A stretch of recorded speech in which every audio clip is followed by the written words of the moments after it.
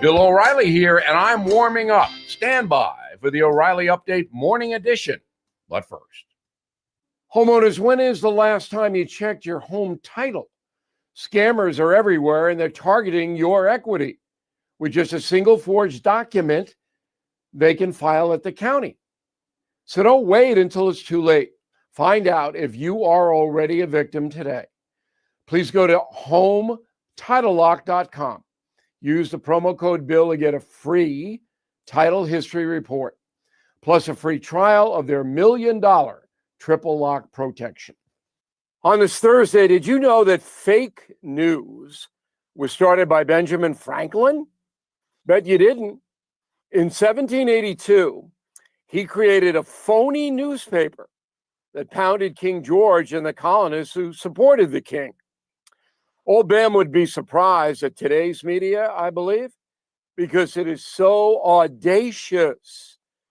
Not only does the liberal press spin stories that damage political opponents like President Trump, it also ignores important situations that may put the president in a favorable light. Here's some backup. Last week, the national average for a gallon of regular gas fell to $2.95, down 8 cents from last year and falling. ABC and NBC News failed to mention that. Mortgage rates also falling, little noticed by the press. In addition, the stock market is booming, helping most American investors gain financial ground. Now, this is not boosterism for President Trump. It's simply a warning. Many good people are being misled by the American media. And overall, the press cannot be trusted in this country. Those people are not looking out for us. Back in a moment. The biggest sale of the year at All Family Pharmacy is here. Buy one, get one free this Black Friday week from November 24th to December 2nd. When you buy ivermectin and select others, you get another one free. Please go to allfamilypharmacy.com/bill. Place your order online. Licensed doctor reviews it, handles a prescription, ships right to your door. Don't miss out. This offer is just for 1 week only. Please visit allfamilypharmacy.com/bill today. That is the Morning O'Reilly Update. More analysis later on. From the Michaels Flooring Outlet Weather Center. I'm meteorologist Chance Scotch with your first alert forecast. A cold day on deck for Thursday. Only talking highs into the lower 20s. Most of the day going to see feels like temperatures into the teens, into the single digits in some areas. Then as we have Thursday night and Friday, once again, going to be seeing overnight lows into the lower teens. Going to be looking at a slight warm-up into the upcoming weekend, dry until Saturday night and early Sunday morning, where we could see a light wintry mix possible. Then a warm-up continues on into midweek next week with highs into mid-40s. In the first alert for Weather Center, I'm meteorologist Chance Scotch.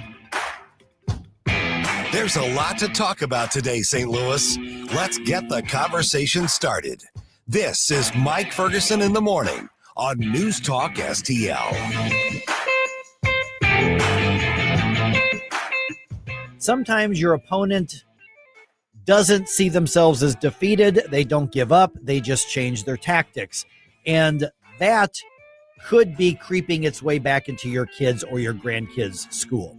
Hey, good morning. Mike Ferguson here, talking about critical race theory. We're talking about that Marxist mindset that many red states, including Missouri, have banned from public institutions, especially schools. So does that mean we won? Well, not yet. Not really. On Wednesday's program, we visited with Sarah Holliday from the Washington Stand, which, of course, is a media outlet for the Family Research Council, and looked at a new report on how several organizations, basically with ties to government funding through the Biden administration back in the day, but they still have the money. They are changing terms. They are changing names. They're changing titles and looking for ways to reintegrate things like critical race theory and other Marxist thought into the schools. Here's what Sarah had to say. It was kind of eye-opening. I was reading your article on this yesterday, and I got to tell you, I do this for a living, And even I was saying, wait a minute, I thought we had eradicated this here in the red states in this area. But it looks like there is a pushback, but it's not a direct, we think you're wrong, we're going to push back and win. It's changing names, changing titles, looking at different ways to get kind of the same concept back into schools. What's kind of that foundational understanding we need of where we are with the debate over things like critical race theory? Well, first of all, thanks for having me on. Well, and honestly, you hit the nail on the head. That's exactly what is happening. We're seeing a similar issue, which right now we have critical race theory as a concern, right?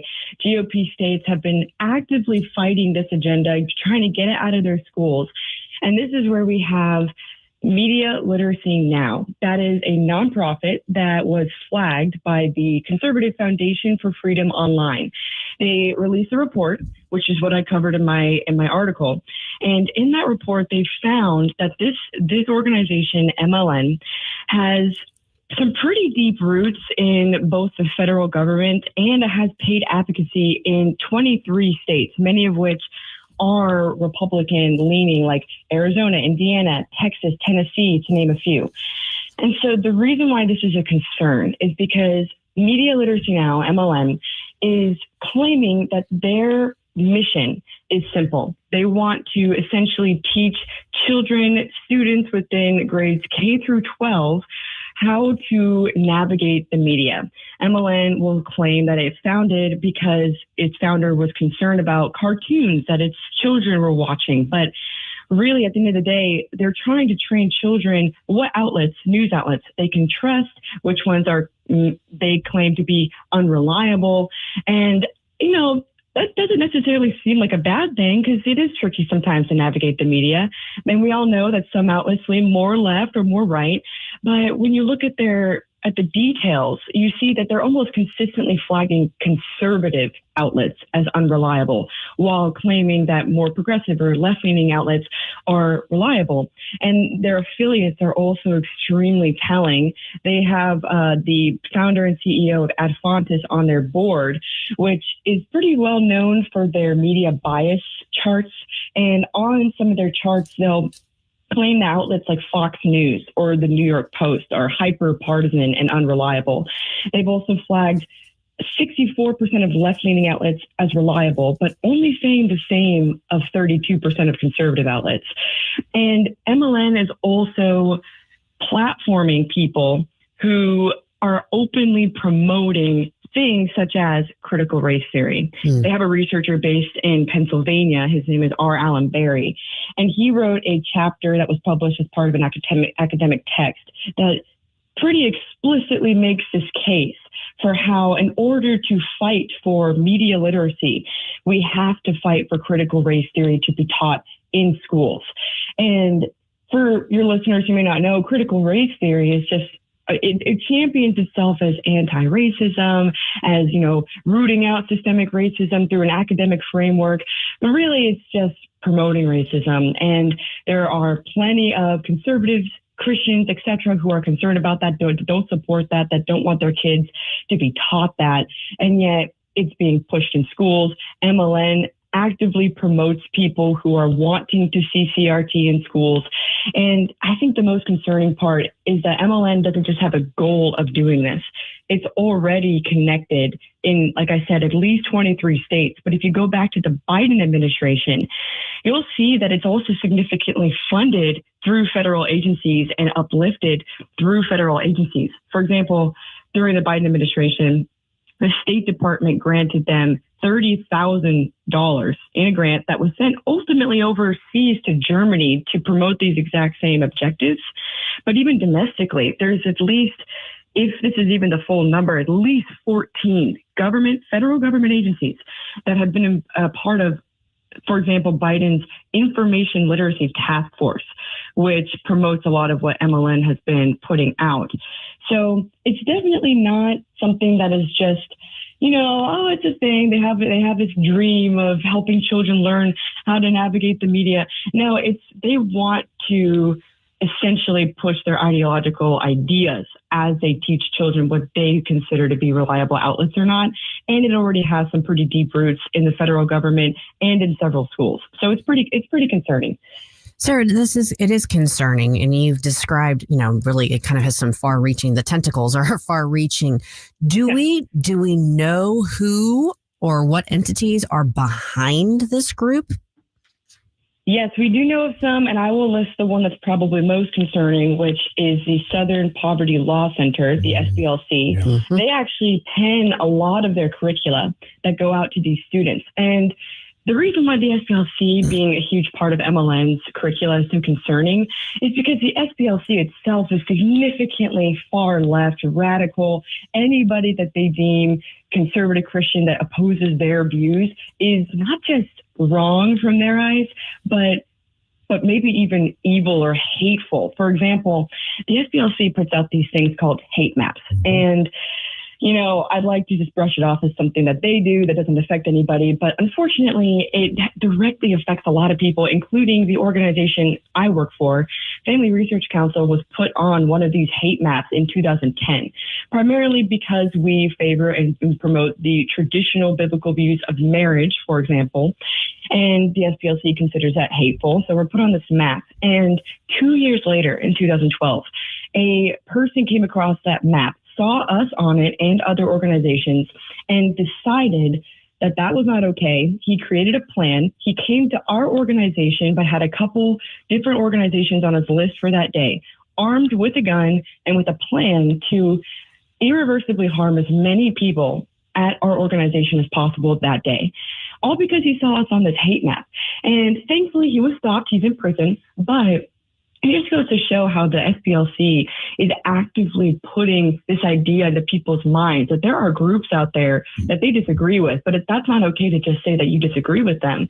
They're putting out information that is actively vilifying people that don't have the same worldview as them, such as Family Research Council, the Alliance Defending Freedom, even Moms for Liberty. I mean, just moms who are concerned about their children and them not being indoctrinated are now officially an enemy and a hate group because they differ from the SPLC. And this group is supported by MLN. It is affiliated. It works directly alongside MLN. And so I'd like to say that media literacy training can be neutral. And I think maybe it can be somewhat more neutral. As researchers have expressed, media literacy in and of itself is not evil. But when it's utilized as a political weapon to promote an ideological push, whether it's from the federal government or from this nonprofit exclusively, then it is a problem because it's going directly into schools. And yes, children are going to be exposed to different worldviews in schools no matter what. There's not really anything we can do about that. But we don't have to be putting thousands, if not millions, of taxpayer dollars towards a nonprofit that doesn't even hide its ideological bias that does not represent a majority of this country. We are visiting with Sarah Holliday. The article at the Washington Stand is Report Warns Critical Race Theory Could Be Worming Its Way Back into Classrooms. And I'm going to shortchange on time on this one because we just got a minute or so left. Sarah, how successful has this sort of clandestine effort been to get this this sort of push into the classrooms? Because a lot of people would say, oh, I know that happens over there, but that wouldn't happen in my area school. How successful are they in getting this end run around the efforts, like in Missouri, to get rid of critical race theory? Yeah, I would say for MLN specifically, the very nature that it has pay advocacy and it's in legislation within, a range of 20 plus states, and many of them being Republican-led, is demonstrating how they definitely have at least somewhat of a foothold. I mean, they have influence in Germany that is backed by a federal grant. So they've definitely made some strides. And I think another concerning aspect is that there are people within government, GOP leaders who have expressed that they were not aware that MLN was pushing this when they, let's say, passed legislation that promotes MLN's campaign. So they have definitely made a foothold, but I think that the fact that it's being exposed is encouraging. All we got to do is just pay attention, keep our head on a swivel, and really read the fine line. Policymakers, do what you need to do to read that text. I'm not a politician, but you guys need to make sure that you're really looking through every little detail and asking deep questions. Policymakers can do that. They can warn educators. They can warn parents. Parents can get involved in their schools to ask questions and to confront what they might suspect to be this creeping into their own classrooms. Everybody's going to say, no, that's not going to happen to me. It's not going to affect me. But the sad part is that it could worm its way into any area if we're not diligent and discerning. All right. Once again, the links to all of the receipts are in the article itself. We connect with you in the Washington Stand. How, Sarah? And you can contact us through frc.org or washingtonstand.com. All right. Once again, just look up the Washington Stand and you can find that article. And you can also find that linked in our podcast as well. It's on mine. If you go to AVP Mike Ferguson, that's one of the links that I put out yesterday. All right. A lot of ground, as always, to cover here. And don't forget the food drive. We've got that going on. People are, we had a really great start to that. And I have a feeling we're going to finish really big. But right now, people are kind of getting caught up in the parties and everything. But I'm telling you, don't let up. We can prove that we can take care of our neighbors better than government can. So go to NewsTalkSTL.com, find the locations for the drop-off bins, and please bring your non-perishable food to one of those, maybe the one right here at the radio station. We'd love to say hi. We'd love to see you. So check it out, NewsTalkSTL.com.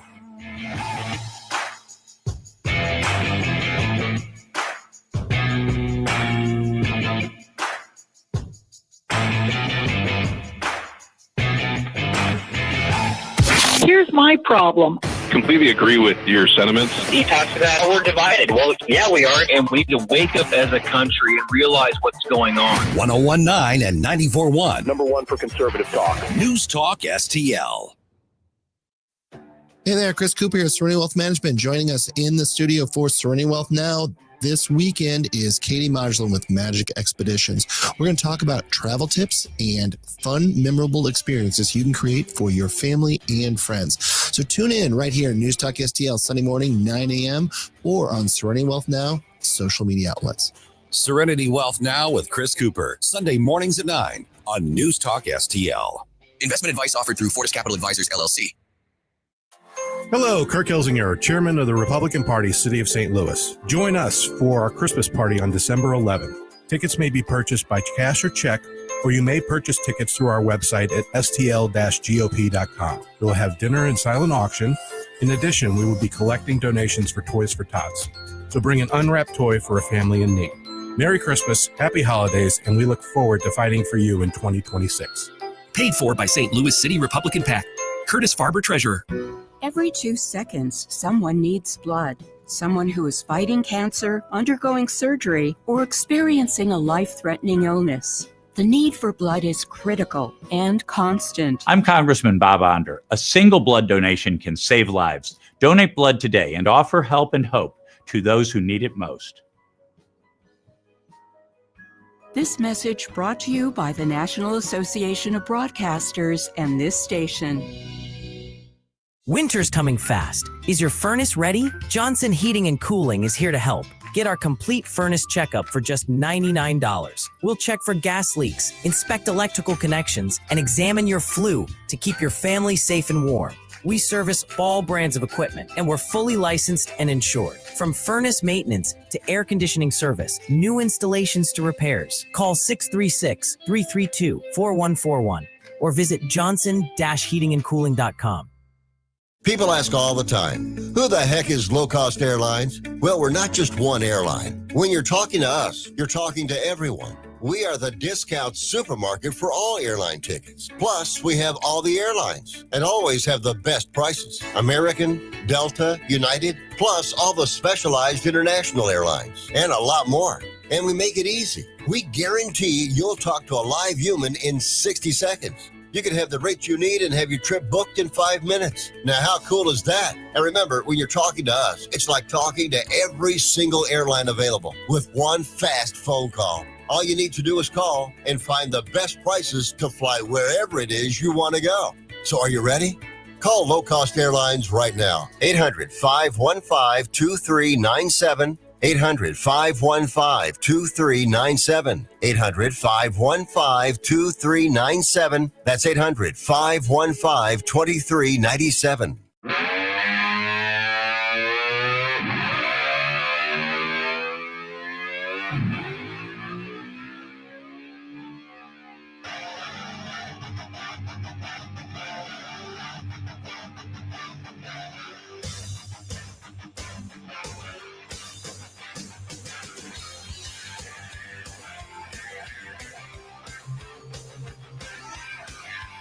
Get up, St. Louis. It's Mike Ferguson in the morning. All right. If state lawmakers are not allowed direct oversight of MoDOT, that's been one of the biggest surprises I've had this week, is learning that from Ben Keithley, and then follow-up conversations I've had with some other lawmakers, Nick Schroer and some others, just on text, is that because of various provisions in the law and in the Constitution and court rulings, state lawmakers don't have direct oversight of the Department of Transportation the way that they have direct oversight of other parts of the state. And we are seeing now, not that a lack of politicians is what's causing all the problems, but I think that the lack of oversight, is a disincentive to really be on your game with MoDOT. We've just seen a pattern now. And so I think that you can connect some dots. That's been the biggest surprise for me this week is learning how autonomous MoDOT is. Yeah, I'm not one that usually says, why is the government not in charge of this? Right. I feel weird saying that. But why is the government not in charge of this? Right, exactly. Because, when you look at, like, for instance, what happened on Monday, and we're getting story after story after story. And one of the problems for MoDOT right now is that a lot of politicians were caught up in this, like everybody else. Mm-hmm. Josh Hawley apparently was taking his kids to school, and he was caught, or picking them up from school or whatever. He's got really little kids, or he was driving somewhere with his family. Mm-hmm. Or his kids. And he apparently was caught for hours in the backup. Wow. Ben Keithley was caught for hours in it. I was caught for, and so people are like, what the heck? Because this is a pattern now. Well, if you don't have to run the risk of being called in, for some hearing, or getting a call from the committee chair, or have to defend your funding, you're saying, wait a minute, why are we giving you all this money and you're not doing the job?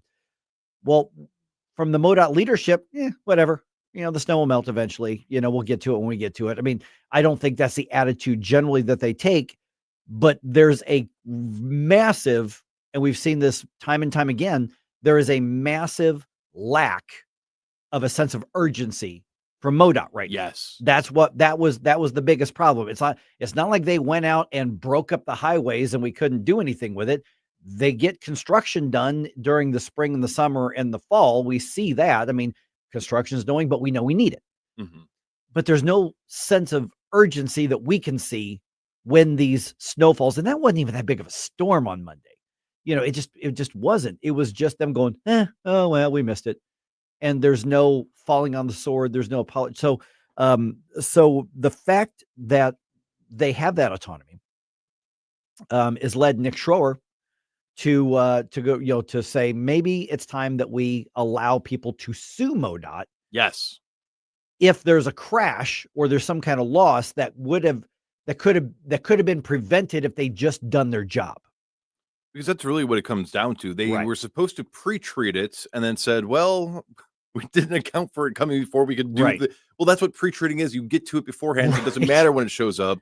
Now you have people that were in accidents. Now you got people that were delayed and have all these issues. And if the government can't hold you accountable, then we, the people, sure as heck should. And so that's what he's suggested on a couple of different, news outlets and stuff.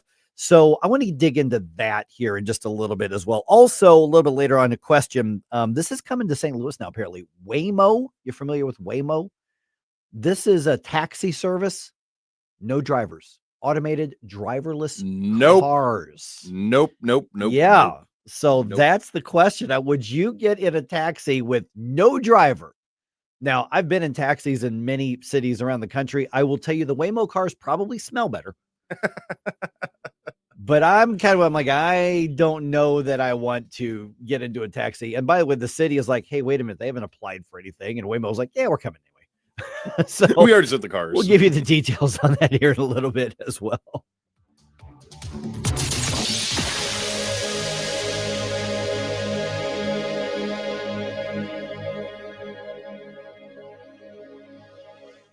This holiday season, help Feed My People fill the shelves. NewsTalkSTL and the STL County GOP are partnering for an annual food drive, November 10th through December 21st. Drop off your non-perishable food donations at all Bartolino's restaurants, all Chris's Pancakes and dining locations, and all 3 Michael's flooring outlets, or at the NewsTalkSTL studios. Hey, it's Mike Ferguson, and together we can make a difference for families in need. Visit NewsTalkSTL.com for complete drop-off locations.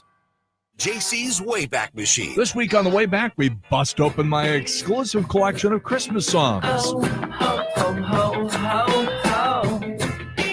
Dashing through the snow. Oh, ho, ho, ho. Also, we talked with the dude himself, actor Jeff Bridges, and lots of great songs from the 90s, 80s, and 70s. All brought to you by the Weber Automotive Group. It's JC's Wayback Machine. Every Saturday night, 6 to 9. On News Talk STL. Streaming TV is where it's at. It's not about cutting the cord anymore. That's old news. It's all about your customized TV options. With the best and cheapest high-speed internet and your own TV subscriptions, we've got your dream TV lineup. Between wired and satellite internet and TV, you now have tons of options. Save money and get more internet speed and better TV today by calling the Whole Home Connect. We scan your location and offer you the best TV and internet options. And we always have specials and promotions. So when you call, ask about that. Take 5 minutes of your time. Make this free call now and learn how to save money and get better internet and TV for your home anywhere in the U.S. Make this simple and free call now. 800-257-1632. 800-257-1632. 800-257-1632. That's 800-257-1632. At Social Security, we are always thinking of ways to save you time and make things easier. That's why we created My Social Security. Opening a My Social Security account gives you secure access to your personal record and interactive tools tailored for you. You can see if you are eligible to receive benefits, view spousal benefit estimates, and compare retirement benefit estimates at different ages or dates when you want to start receiving benefits. Already receiving benefits? Use your account to change your address, set up or change direct deposit, get a proof of income letter, and more. In most states, you can also request a replacement Social Security card. Save time. Go online. Open a My Social Security account at ssa.gov/myaccount. Social Security, securing today and tomorrow. Produced at U.S. taxpayer expense. KLGY HD3 Clayton, K270BW Belfast, KNBS Bowling Green. This is News Talk STL at 1019, 94.1, and always streaming at newstalkstl.com. Breaking news this hour from Town Hall. I'm Rich Thomason. The Navy admiral who ordered a follow-up strike on a suspected U.S.-bound drug-running boat off Venezuela testifies today on Capitol Hill. A classified briefing delivered by Admiral Mitch Bradley. There's been no lack of controversy over the strike because it may have killed a couple of suspected narco-terrorists who survived the initial hit. Presidential envoy Steve Witkoff meets in Florida today with Ukrainian officials. Trump administration continues trying to end the war in Ukraine. President Trump on his team's earlier meeting with Russia's Vladimir Putin. You would like to end the war. That was their impression. Now, whether or not, that was their impression. Their impression was that he would like to see the war ended. I think he'd like to get back to dealing a more normal life. I think he'd like to be trading with the United States of America, frankly, instead of, losing thousands of soldiers a week. President Trump has crossed party lines to pardon a Texas congressman and his spouse. Citing what he called a weaponized justice system, the president pardoned Texas Democratic Representative Henry Cuellar and his wife in a federal bribery and conspiracy case. He claimed the two were prosecuted because the congressman had been critical of President Joe Biden's immigration policies. Writing on social media, the president said Cuellar bravely spoke out against open borders. Greg Clugston, Washington. Calling them ridiculously expensive, burdensome, and horrible, President Trump is trashing Joe Biden's super stringent fuel economy standards for new cars. Mr. Trump says the move should cut at least $1,000 from the cost of a new vehicle, while encouraging automakers to invest more in their American manufacturing operations while producing vehicles that consumers really want. Watching Wall Street, the Dow futures up 49 points. NASDAQ futures 6 points in the red. More on these stories, townhall.com.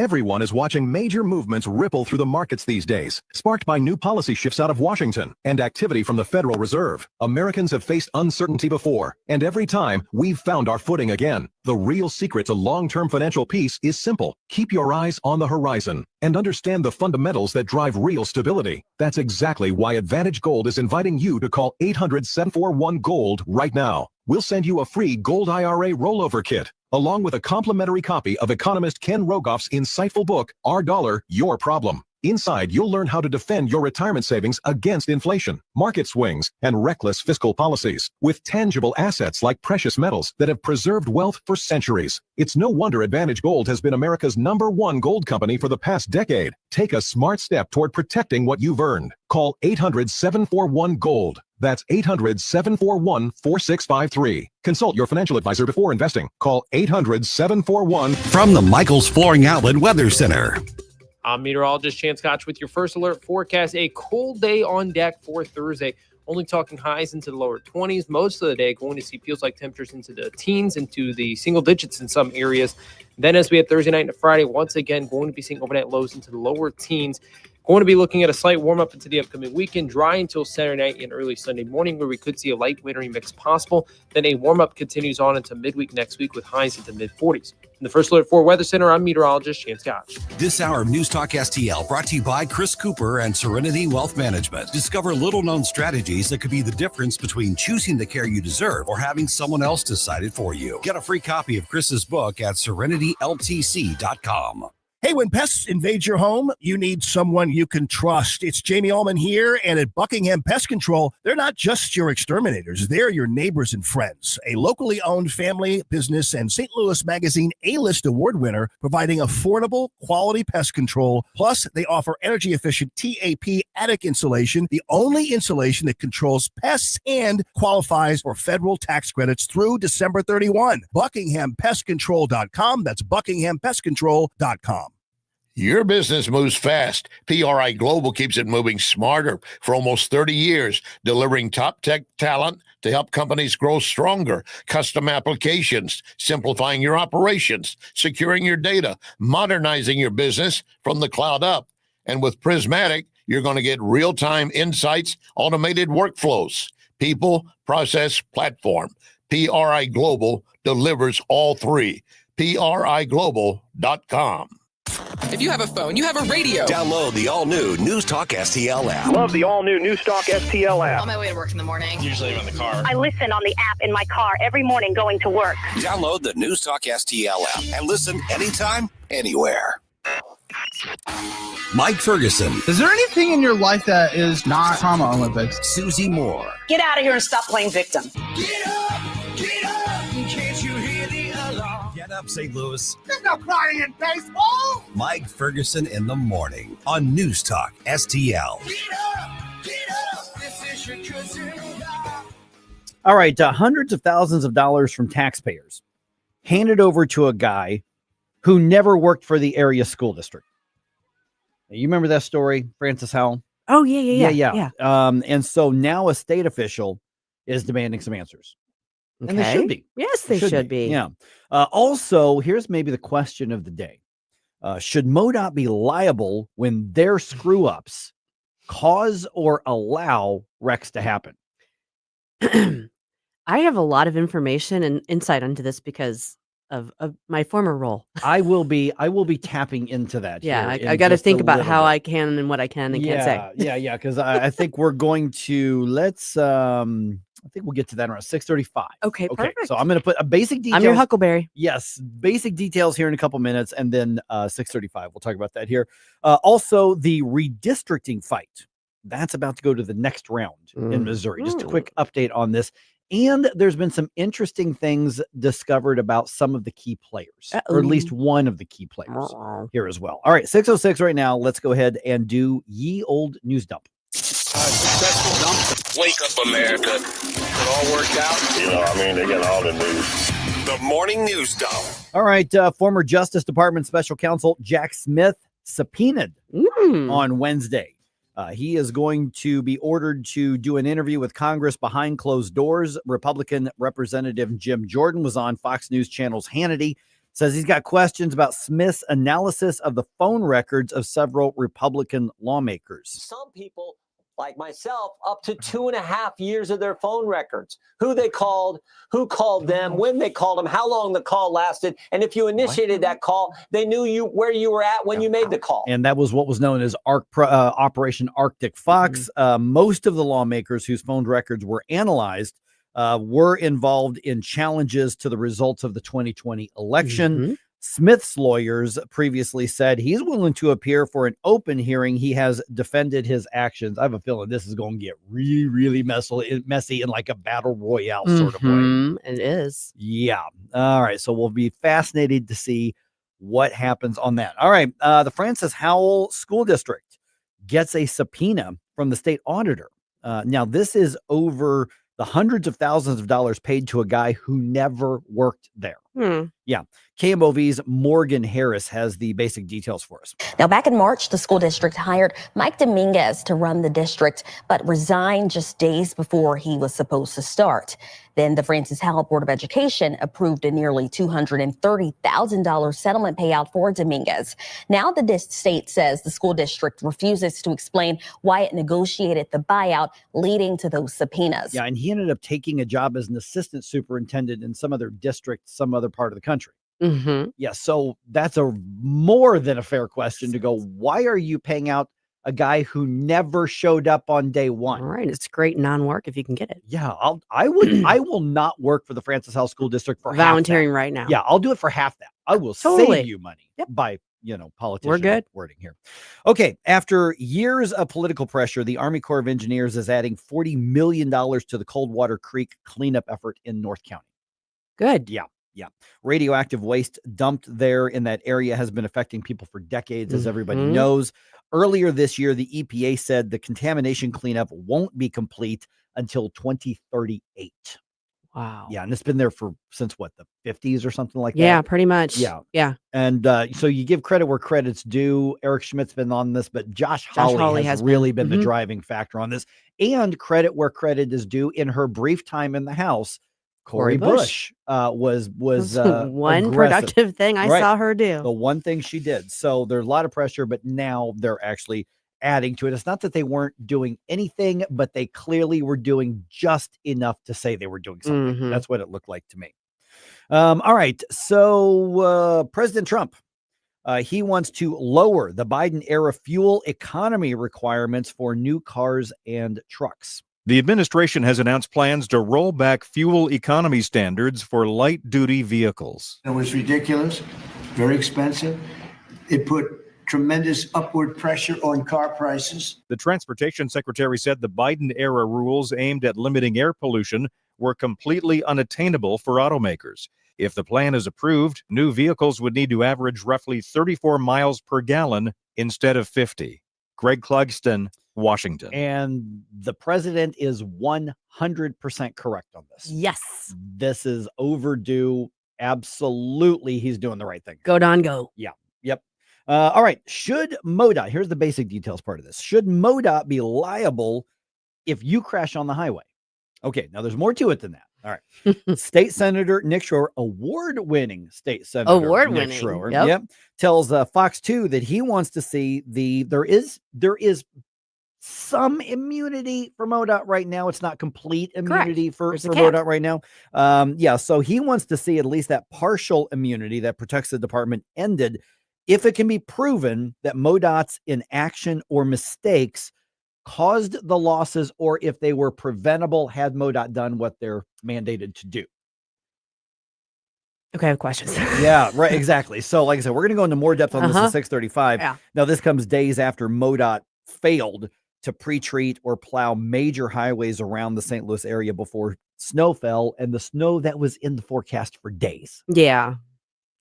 Yeah, that was no matter how you look at it from a legal perspective, from a practical perspective, I don't think anyone's a fan of MoDOT right now. No, not at all. And there's one thing for a bunch of us to complain on social media and that sort of thing, but a lot of like high profile people, a lot of politicians, a lot of media folks were caught in this for hours. And we're saying, what the heck? And there's no indication of any urgency from MoDOT. And this I was telling Jerome just a little bit ago, this has been the most surprising thing that I've learned this week after almost 30 years of covering Missouri news and politics. I did not know how autonomous MoDOT was, and that there's no direct, they can't be held accountable. They're not scared when a lawmaker says, we want answers. They can go, whatever. This is how surprised I was to find out about this, is that for the first time I think I've ever said in my entire life, I'm sitting there thinking, why is the government not in charge of this? And that's not something I thought I'd ever ask about anything. Right. Well, I want to know, were they off-site in a meeting? Yeah, right.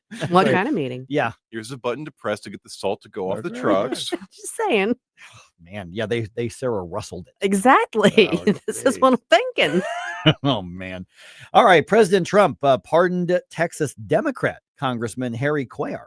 This is interesting. And the congressman's wife. Yeah. They were indicted by the Justice Department last year. So we're talking under the Biden years on charges of bribery and conspiracy. Congressman Cuellar speaking out on Fox's special report with Brett Baer, saying he was actually surprised to hear about the pardon. I got a text from somebody asked me about the pardon. I said, what pardon are you talking about? And then they sent me a copy of that. I do want to thank the president. I want to thank President Trump for pardoning. And of course, I certainly want to say God has been good to my wife, to my family. He filed for re-election. He's still in office, and he says he is not changing parties. No. So he is still going to run.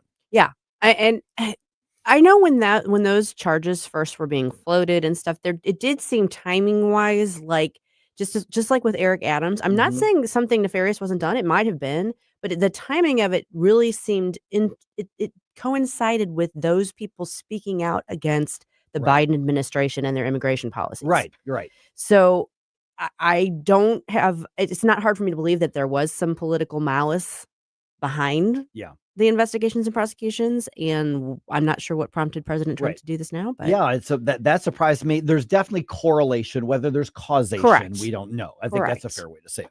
Okay, opponents of Missouri's new congressional district plan say they're going to submit their petition to put that map on the ballot next week. We're going to submit the petition next week. All right. If they have enough valid signatures, and if the courts allow the referendum to proceed in the case, the new maps then would not go into effect until at least 2028, and that's assuming voters give it the okay. Okay. All right. Republicans accuse the leftist group running the opposition of using illegal aliens as petitioners. That's the accusation, at least. And there is a lawsuit over whether signatures gathered before the petition was approved can be counted. Because they went and got a head start and got like 90,000 signatures before it had even gotten to the process. Sorry, but that seems backwards. Yeah. And I think the Secretary of State is right about that. But there's a lawsuit to say, no, we got the petitions, the language matches. Yeah, exactly. But here's the interesting thing. And you got to credit Greg Keller for finding this one. He's a Republican consultant and activist. Yeah. The opposition is being coordinated by a group called People Not Politicians. We all knew that.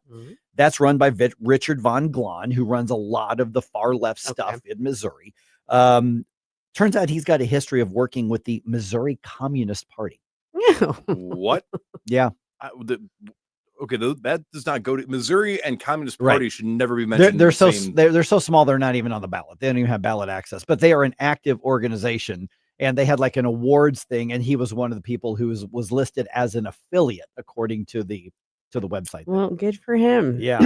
So literally a communist is running a statewide referendum thing. All right. Blues are back on the ice tonight. They play the Bruins. This one's in Boston. Puck drops at 6:00.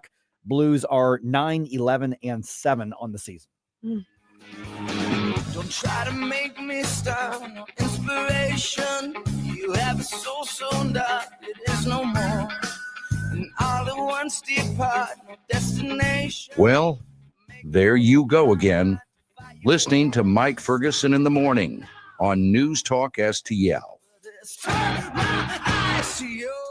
All right. When you are looking, you're getting all the ads right now for, holiday shopping, get your Christmas gifts, get all of these things right now. And it's kind of overwhelming. I look at my phone and things pop up all the time. Hey, Amazon, we found this for you based on your searches. Okay. Let me tell you something. If you've got an outdoorsman or an outdoorswoman or a hunter in your life, they are a different breed. You know that, right? Well, you say, do you want a new tie? Do you want a new coffee mug? They're thinking, I want a new deer stand, or I want a new crossbow. That's what they're thinking. I need some new waders. And so this is the perfect time to check out my friends at Whistle Pig Outdoors. Mike Ferguson here, obviously, for Whistle Pig Outdoors. They're on North Main in Troy. You can also look them up at whistlepigoutdoors.com. I don't know a single outdoorsman. I don't know a single hunter. I don't know a single camper who would say, oh no, please don't buy me premium ammo for Christmas. Please don't get me, the deer stands. Please don't get me a blind. No. They want that, and they want the quality. And that's what my friends at Whistle Pig Outdoors has available. Everything from that premium ammo. We're talking Migra, we're talking Apex, we're talking Fiocchi, you name it, they've got it. Decoys, top quality, and the family run business. Jason and Cole there that run Whistle Pig Outdoors. These guys are awesome. I'm telling you, go hang out with them. They're always there. They are very proud of their family business because they are outdoorsmen too. They test everything they can test. And by the way, if you're an archery or bow hunter, this is your go-to place. They've got a tech on site, and they will get you hooked up for the next hunting season. WhistlePigOutdoors.com.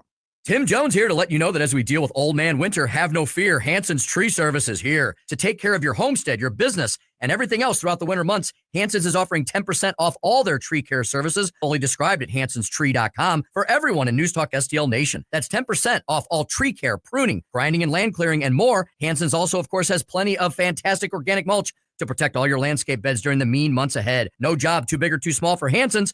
24/7 available at hansonstree.com. That's hansonstree.com. Tim Jones and Chris Arps in the afternoon. Johnny Tobacco, he's host of Wise Guys on Newsmax. The polls are saying that Kami Mandami is going to be the next mayor of New York. Well, Chris, I don't know what they say out in St. Louis about polls, but here in New York, we say polls are good in two places, strip clubs and firehouses. You know what I'm saying? So, yeah. Tim Jones and Chris Arps, weekdays at 4 on News Talk STL. Make your holiday special with Anthony's Produce, serving our community for over 28 years. Order fresh fruit and vegetable trays for work parties, family gatherings, and celebrations. Send chocolate-covered strawberries or a stunning fruit bouquet to someone you love. Plus, get seasoned firewood for pickup or delivery to keep your home cozy all winter long. Open 7 days a week, 7 a.m. to 5 p.m. Order online at anthonysproduce.com or call 636-936-0496 on Jungerman Road in St. Peters. This hour of Mike Ferguson in the Morning is brought to you by Stifel. Request a portfolio review from your Stifel financial advisor at stifel.com. That's STIFEL.com.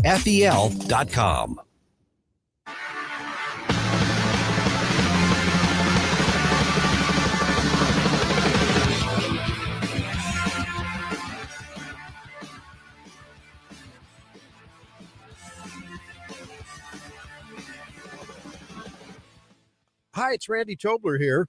Pour a big cup of coffee and catch my show every Saturday morning from 6 to 9. Right now, it's back to Mike Ferguson in the morning here on News Talk STL. All right, here's a question kind of out of nowhere. Is it time to reevaluate dual citizenship? Yes. This is in the news here. Yeah. So Senator Bernie Moreno, Republican out of Ohio, he's got a bill that would outlaw and would end dual citizenship. Okay. So the way that I'm reading all of this is that you come to the United States, you can become a citizen, but you don't have to renounce or end your citizenship wherever you came from, depending on the country. I was gonna say, does it depend on the country? I think it depends on the country because some other countries don't allow it.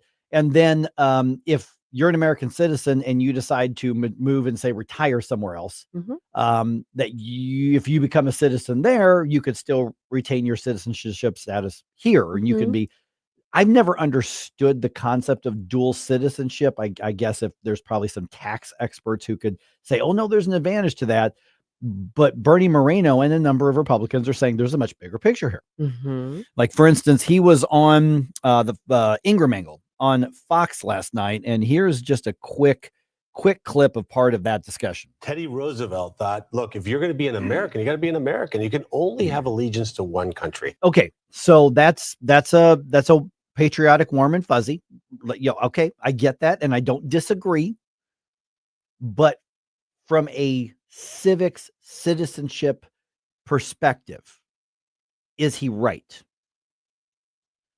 Well, I think it's fair to have the conversation. Mhm. I would be interested to know what's spurring that because of all the problems that we're having with regard to immigration issues. I'm not sure that one in particular is front and center.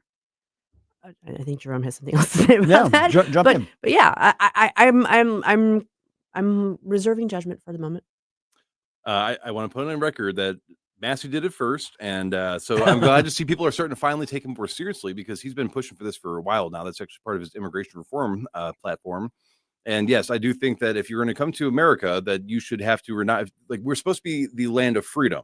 We're supposed to be a land where you come here to start a new life, to basically integrate into a free society. And if you are trying to maintain or have any links to any sort of homeland or anything like that, so if things go south here, you get to go back home. Where do Americans go when we're and there are people that are having political power in our society that also have these dual allegiances. And I don't think it should be controversial to say you cannot be loyal to more than one nation at once, especially if they're incompatible societies. If you have if you look at Britain right now, right? So for Britain, they're very anti-gun, very anti-free speech. If you are a British American citizen, dual citizen, how are we supposed to be able to trust that you're going to act in America's best interest and you're not going to turn America into Britain, right? So that's kind of how I view it. I think a lot of people, this is probably a little bit more popular with the younger generation, which is why I think, you see people like that are finally stepping up to that. But I think it's a great idea.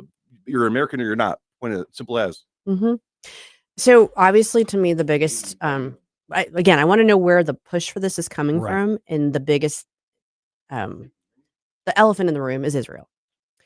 Yeah, and I think you could also maybe argue like Somalia and places that are in the news at the moment. Well, yeah. But I mean, is dual citizenship the issue with Somalia or dual alliances? Because Alliances, yeah. With Now, this- Israel, it is actual dual citizenship, and that is a long-standing tradition. And I think there was a good reason for that when that was initiated. Yeah. And I know too many people who are Israeli Americans, and I think it's fair to have the conversation. I'm concerned about some of the impetus for this as an anti-Israel sentiment, and I am very pro-Israel. Yeah. So I'm a little leery.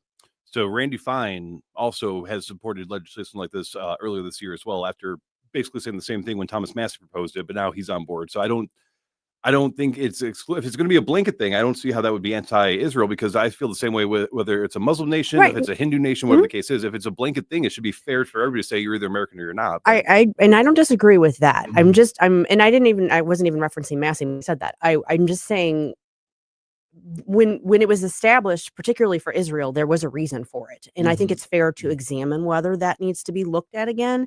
I'm always a little cautious and leery about that because of all the problems we've been talking about. Right. So many problems. The dual citizenship part of it, what dual allegiance part of it was. Yeah, right. The dual citizenship part of it doesn't seem to really be driving all of the problems that we're having. So I'm just skeptical. Okay. we have our good friend Dave. That's Hey, got some Dave, thoughts. you're on News Talk STL. Hey. What do you think? Well, I wet my whistle real good. Again, I think, unfortunately, the Republicans are acting too much like Democrats. Let's throw the baby out with the bathwater. Why don't we examine it on a case-by-case basis? But why don't we start this as soon as we start the citizenship process for these people? Tell them, we'll go back to the greatest generation. You come over to this country, you assimilate, or get your ass out. There you go. We just fixed it. You assimilate or you're gone. You can still remember your culture. I remember my grandfather telling me his friend was from Austria. And he was outside his house talking, I guess, Austrian. And his mom cracked his best friend in the mouth and said, "You speak English." Interesting. It's a very simple fix. We just have to tell these folks, you know, if I'm going over to Spain, well, then I probably should adapt my culture now to theirs. And that's the problem is everybody wants to bring all their stuff over here, which is fine. But you have to assimilate to what we're doing. If you don't like it, get the hell out. Why is it all these people want to bitch and complain about this country, but you never see them leaving? Never see them leaving. And I'm talking about the politicians. Yes, other than Ellen DeGeneres, and we're totally okay with that. Or Rosie O'Donnell. Or Rosie O'Donnell, yeah. Unfortunately, the skank's coming back. I guess she found out that it's not as bad as you think it is. Look, I hated Obama. I hated Biden. Any Democrat president sucked. The Bushes are in that realm too. But I never one time said, boy, I'm going to flock and get out of this country because I had faith, and I had faith in God that God would get. Oh, I'm sorry, I can't say this on the radio. I had faith in God that God was going to get us through this, and guess what? God did. Yep. Dave, thanks so much as always, man. Thank you. Thanks, guys. Have a great day. Now, I wanted to real quick just go back to the anti-Israel sentiment thing real quick, Mhm. because I think that ties very well into what I was trying to establish as well, is that right now, if the things are getting bad enough, not saying that there's not anti-Semitism in the United States, but if things are getting bad enough, according to my Jewish ex-girlfriend and her family, you as a Jewish person, you can go back to Israel. Mhm. We are currently experiencing, people view our flag in America. People view the American flag as a hate symbol. They don't like that. There's a very anti-patriot, very anti-American rhetoric going on in America. So where do we go? No. And I think that's a really fair point. But I also think that the concepts of assimilation and citizenship are being conflated here. Because there are, and I haven't done research on this to kind of I know there was a reason why when Israel was established, the ability to maintain dual citizenship was was part of that deal. And the people that I know that are Israeli are as assimilated as anybody in terms of adopting American culture, that sort of thing. So for me, the issue there is an assimilation. Now you can question whether that splits people's alliances, and obviously America isn't Israel, and we don't have to be on the same page on everything. I get that. I think it's a fair conversation to have. But I 100% agree. If you're going to come here and you want to live in our country, you do need to assimilate. I don't care whether you have 1 or 2 or 3 citizenships. But so I'm not talking about assimilation. I'm talking specifically about holding the dual citizenship. Yeah.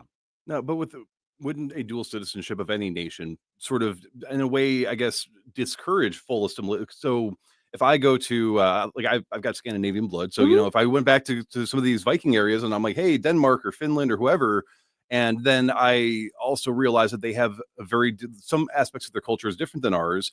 And I'm like, well, I don't want to fully have to commit myself because I can always go back to America. Sure. No. And as Allison pointed out, there's ways for people that are dual citizens to either hide their assets or do something here that is not to the nation's benefit. And then they can have an account, or they have people back home and we see this again with a lot of legal immigrants that come here for work, that they send money back to their families back home as well. So I don't know. And this might just be me being young and stupid, but and Mike knows that, but I didn't say a word. You looked at me and you were nodding in agreement. No, but but the idea that if you are planning to assimilate, why would you just not renounce your home citizenship and then become a full citizen and only a citizen of the United States? No, and I honestly, I think that's a fair conversation to be having.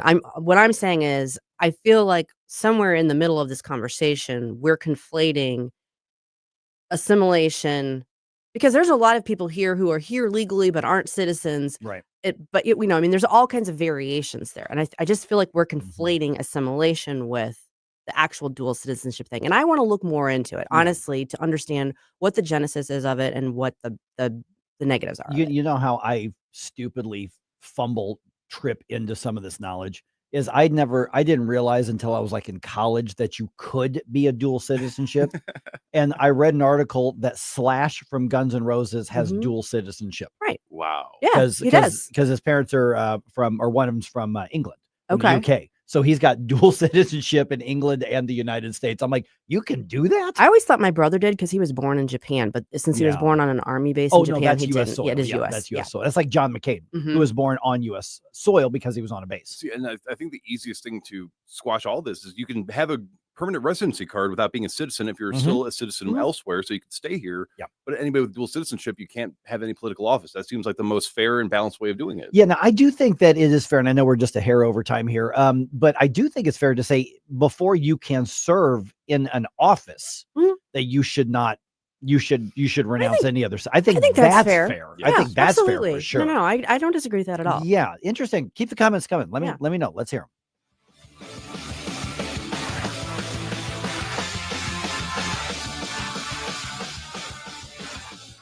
From the Michaels Flooring Outlet Weather Center.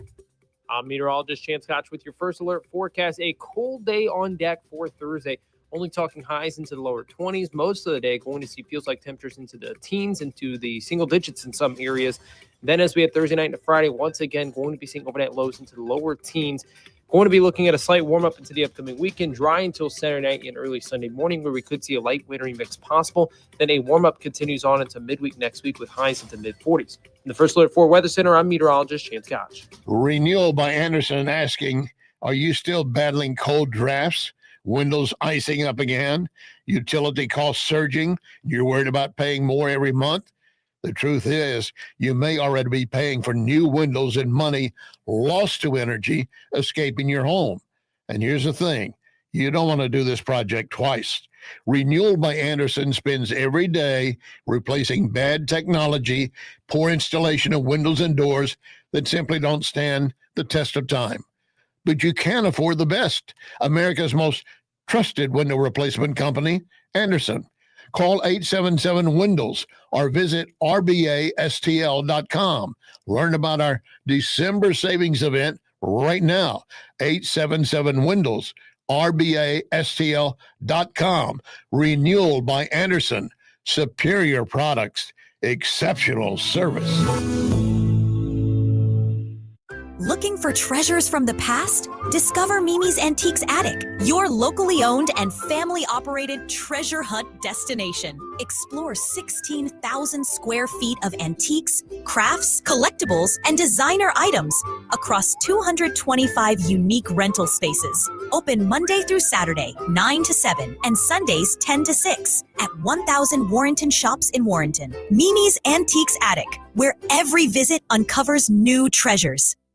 Tim Jones and Chris Arps in the afternoon. The Russia-Ukraine peace talks ended yesterday without a breakthrough. We'll ask Steve Lucci of Heritage if Putin is about to go to war with Europe. Tim Jones and Chris Arps. Weekdays at 4 on News Talk STL.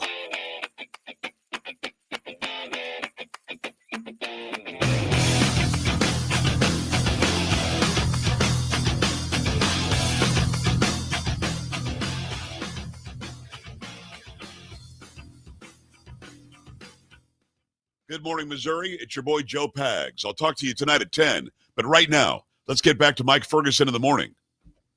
We're finding out a lot about MoDOT these days. Mhm.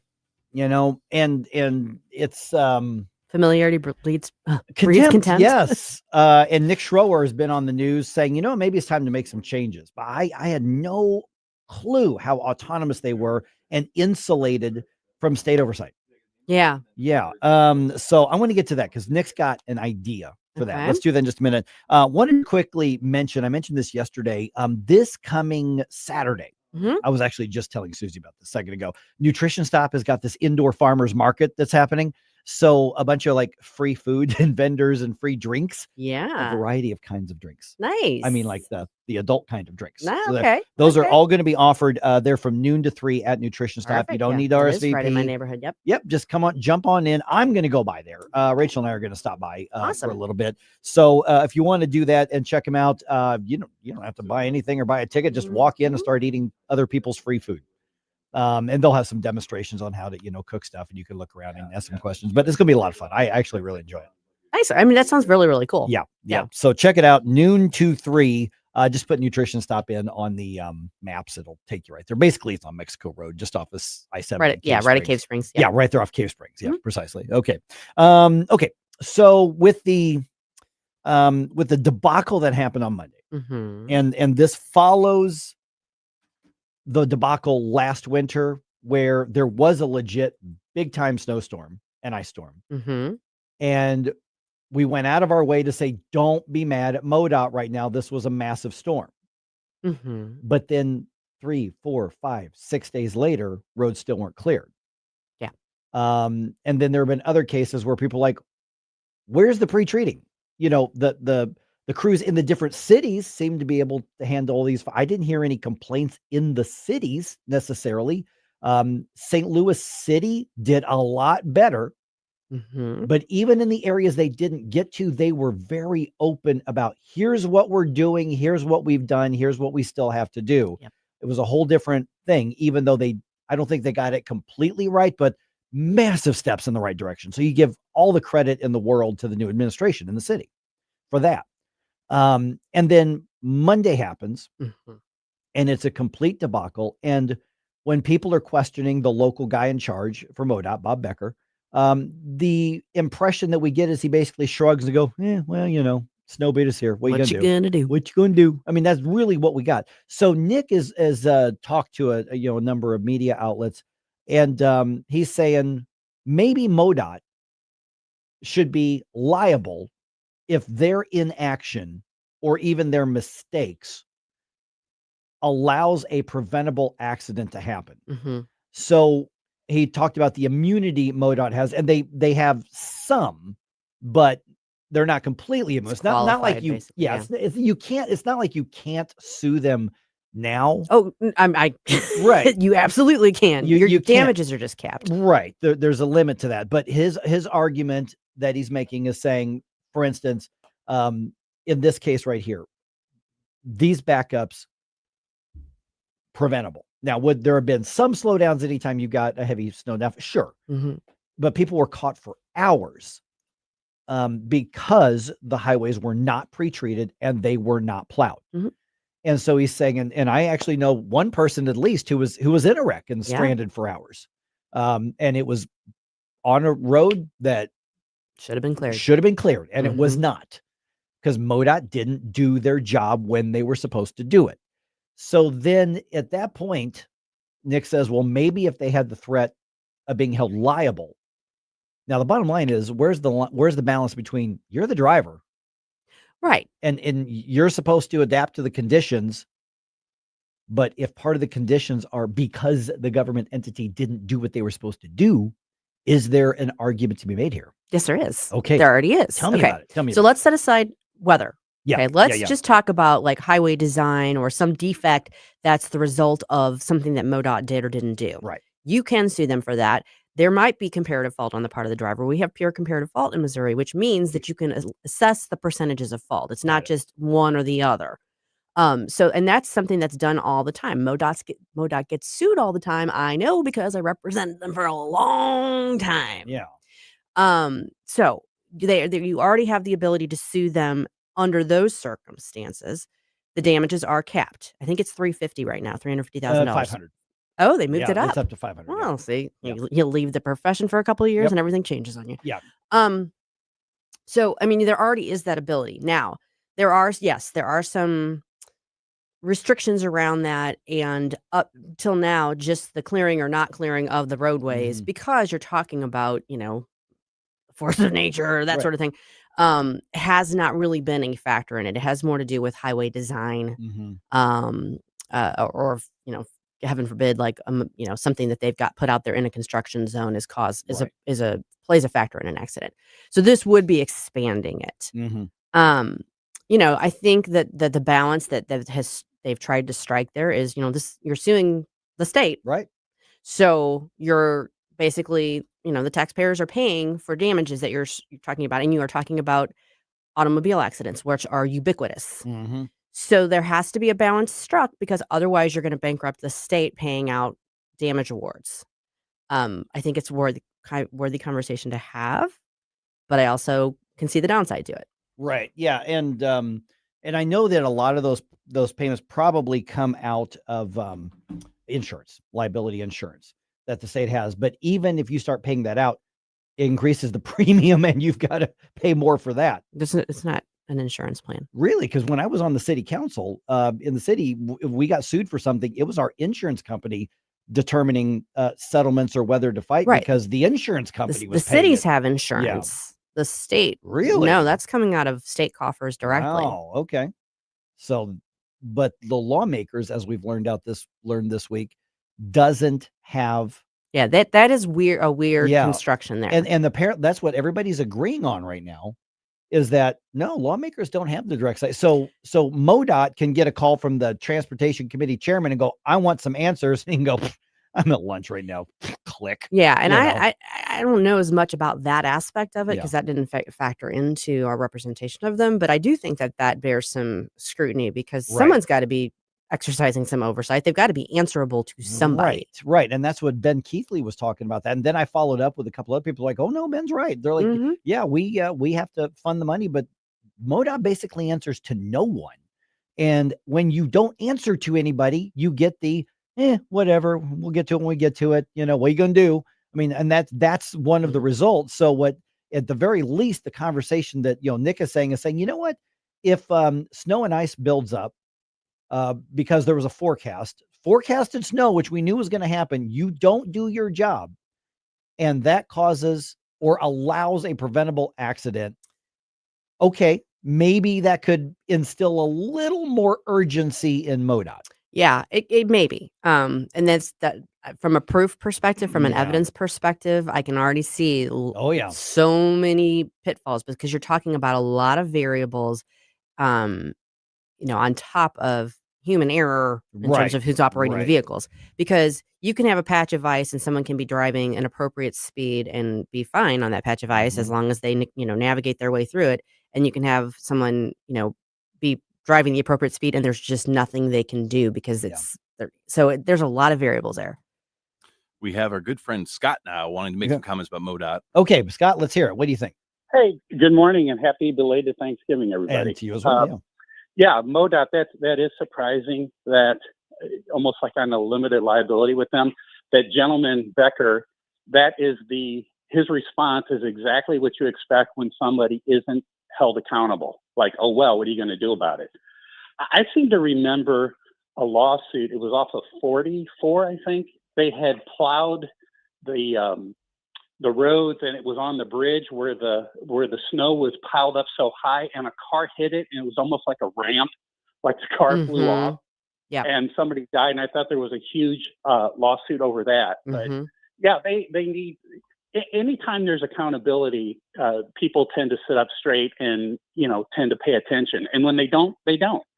The other issue about the dual citizenship, I think over years things were different 50, 60 years ago. It's the same with the folks who now treat the United States as a pregnancy destination. Come from another country, squat the kid here, and the kid's automatically a U.S. citizen. That needs to be looked at. I think it's a similar thing to the dual citizenship. Yeah, that goes back to the Chinese, what they call it, pregnancy tourism or birth tourism or whatever they call it, something like that. And the dreamer people. I mean, the kids where their parents are legal, but then they get born here. Now it's like, well, are you going to deport me because my baby's a citizen? Right. Well, yeah, if the kid's so special, is such a dreamer, go back to your own country and make that better.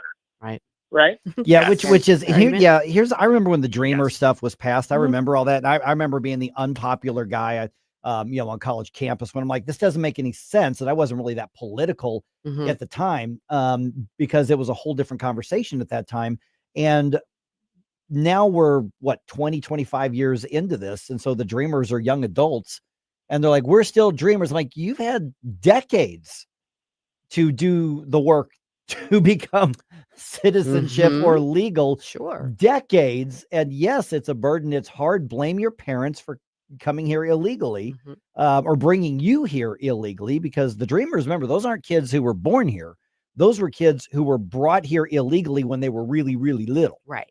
And so, yeah. Quick question for Susie. Do you think that the crazy federal judge decisions are due to their potentially leftist female clerks? I'm sure the clerks are playing a role, but they're not the ones driving the show. I mean, they're the ship. Ultimately, it's the judges who have to sign off on these, and so they're gonna pick what they're gonna pick the clerks that they want to work with. So no, I don't think it's so much the clerks. Not that they don't hold those views, but I think it's the judges more than anything. Excellent. All righty. Good people. Stay well. Hey, thanks a lot. Really appreciate that. Me?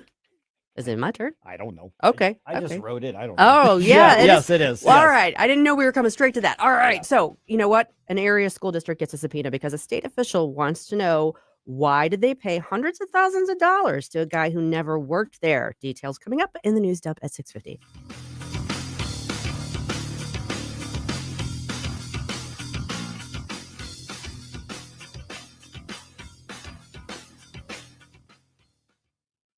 It's that time of year. You're thinking about presents. You're thinking about what you're going to get everybody. And maybe you're one of those people who sometimes thinks about what you're going to get yourself. maybe what you're thinking about getting yourself, particularly like, for instance, if you had a great year, if you're getting a nice bonus, is a bit of an upgrade, a remodel in your house, new flooring, for instance. And if you are thinking about doing that, I have the place for you. It's Michael's Flooring Outlet, locally owned and operated for more than 30 years. So, you can count on them. I used them in the past. I had a great experience with them, and you will too. If it's variety you're looking for, Michael's has it, whether it's carpet or hardwood or luxury vinyl, natural stone, laminate, you name it, they've got it. Plus, with Michael's, your installation is going to be done right the first time because it's being done by the experts at Michael's, no subcontractors. With Michael's, you get the best combination ever, great value and great quality. So if you are thinking you are in the market for new flooring, go check out Michael's. You can go to shop in store at one of their 3 locations on Olive and Creek Core, on Town Square in Darting Prairie, or on Main Street in St. Peters, or you can just go online to igotfloored.com. St. Louis's new choice for conservative talk. Live and local. I need to know what's going on in my city. News Talk STL. Hi, this is St. Louis County Councilman Mark Harder reminding you to check out my new show this weekend. The St. Louis County Insider with Councilman Mark Harder. That's me. Every Sunday evening at 5, we will explore with you behind-the-scenes stories and information that you won't hear anywhere else. Plus, we talk to decision makers and influencers that have impact on what's going on in St. Louis County and beyond. The St. Louis County Insider with Councilman Mark Harder. I'll talk to you Sunday night at 5, only on News Talk STL. If you turned 65 recently like me, it's important you find a Medicare Advantage plan that gives you the coverage you're looking for. But finding one can be difficult. The best thing I did, and I suggest you do the same, is call a licensed insurance agent and let them walk you through your Medicare Advantage plan options. There are so many benefits you have access to, so make the call now and let the representatives explain everything to you. Our licensed insurance agents can offer you a variety of Medicare Advantage plans. Plus, the call is free, the information is free, and there's no obligation to enroll. We're here to make it easy for you to select a Medicare Advantage plan that may work for your needs. Finding a Medicare Advantage plan can be easy if you do what I did. Make a quick call right now to learn more. Thank you. 800-439-7851. 800-439-7851. 800-439-7851. That's 800-439-7851. This hour of Mike Ferguson in the Morning is brought to you by Stifel. Request a portfolio review from your Stifel financial advisor at stifel.com. That's STIFEL.com.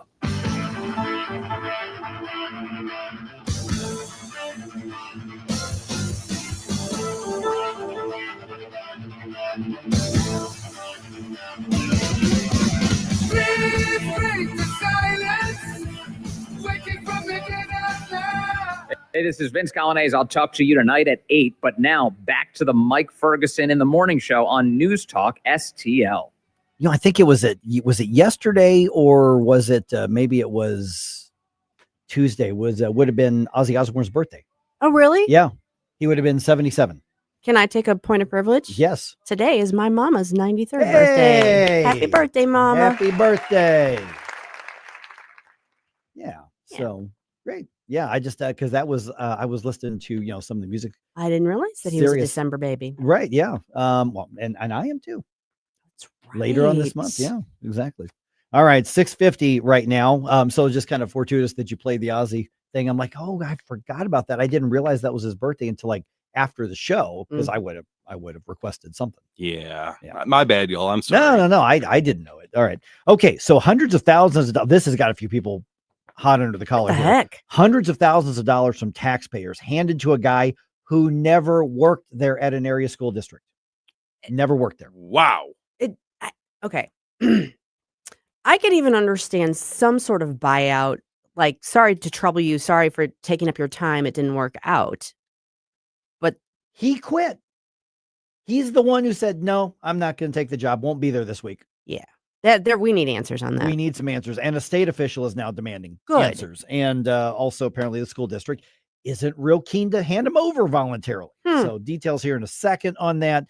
And then the redistricting fight about to go up to the next round in Missouri. All right. It is 6:51 right now. Let's go ahead and get some news dumped on you here. Wake up, America. It all worked out. They got all the news.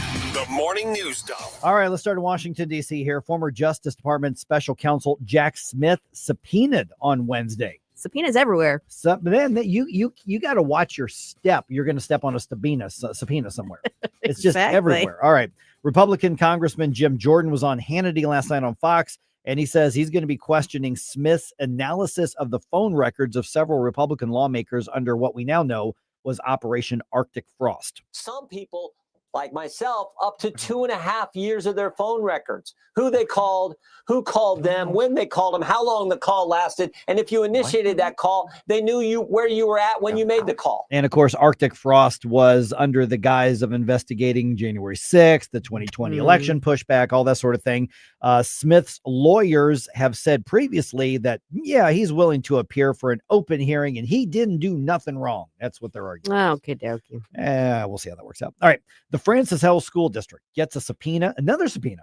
Watch your step. You're going to trip over a subpoena. They're everywhere. Everywhere. Yeah. Francis Hill School District gets a subpoena from the state auditor over hundreds of thousands of dollars they paid to a guy who never worked there.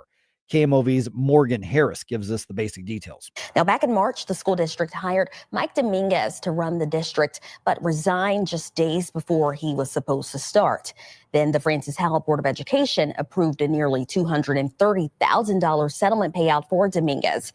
Now the state says the school district refuses to explain why it negotiated the buyout, leading to those subpoenas. Yeah, so he takes the job, he rescinds and quits before he starts, and they negotiate a buyout for almost $250,000. I want to figure out how to do that. Yeah. Legally, just to be clear. But yeah, that's very troubling, and there do need to be answers. Yeah. And so the fact that the school district is basically saying, no, none of your business. Oh, yeah, it's our business. Yeah, it is. Yeah. Heck yeah, it is. Oh, yeah, they do need answers. I have a funny subpoena story for you. That's okay. Quick. You wanna All right, hear let's Wanna do hear it. Yeah. So, for almost 30 years, I practiced law, and you introduce yourself to people and they're like, oh, what do you do? And you say, oh, I'm a lawyer. And without fail, you say that and people lean back. They lean back. And I'm like, do they think I'm going to slap a subpoena on them whenever I see them? What the heck? It was just invariable. Oh, wow. I've only been subpoenaed one time. I got a federal subpoena once as a witness. Yeah. Well, that's what I just did this week. Yeah, that's right. You were subpoenaed. You were a witness. Yeah. And then I show up to the federal court. And it was a lawsuit against a company that I was I contracted for. The lawsuit had nothing to do with me, but I was called as a witness, and I sat there in the pews of the courthouse all day long. They never called me to the stand.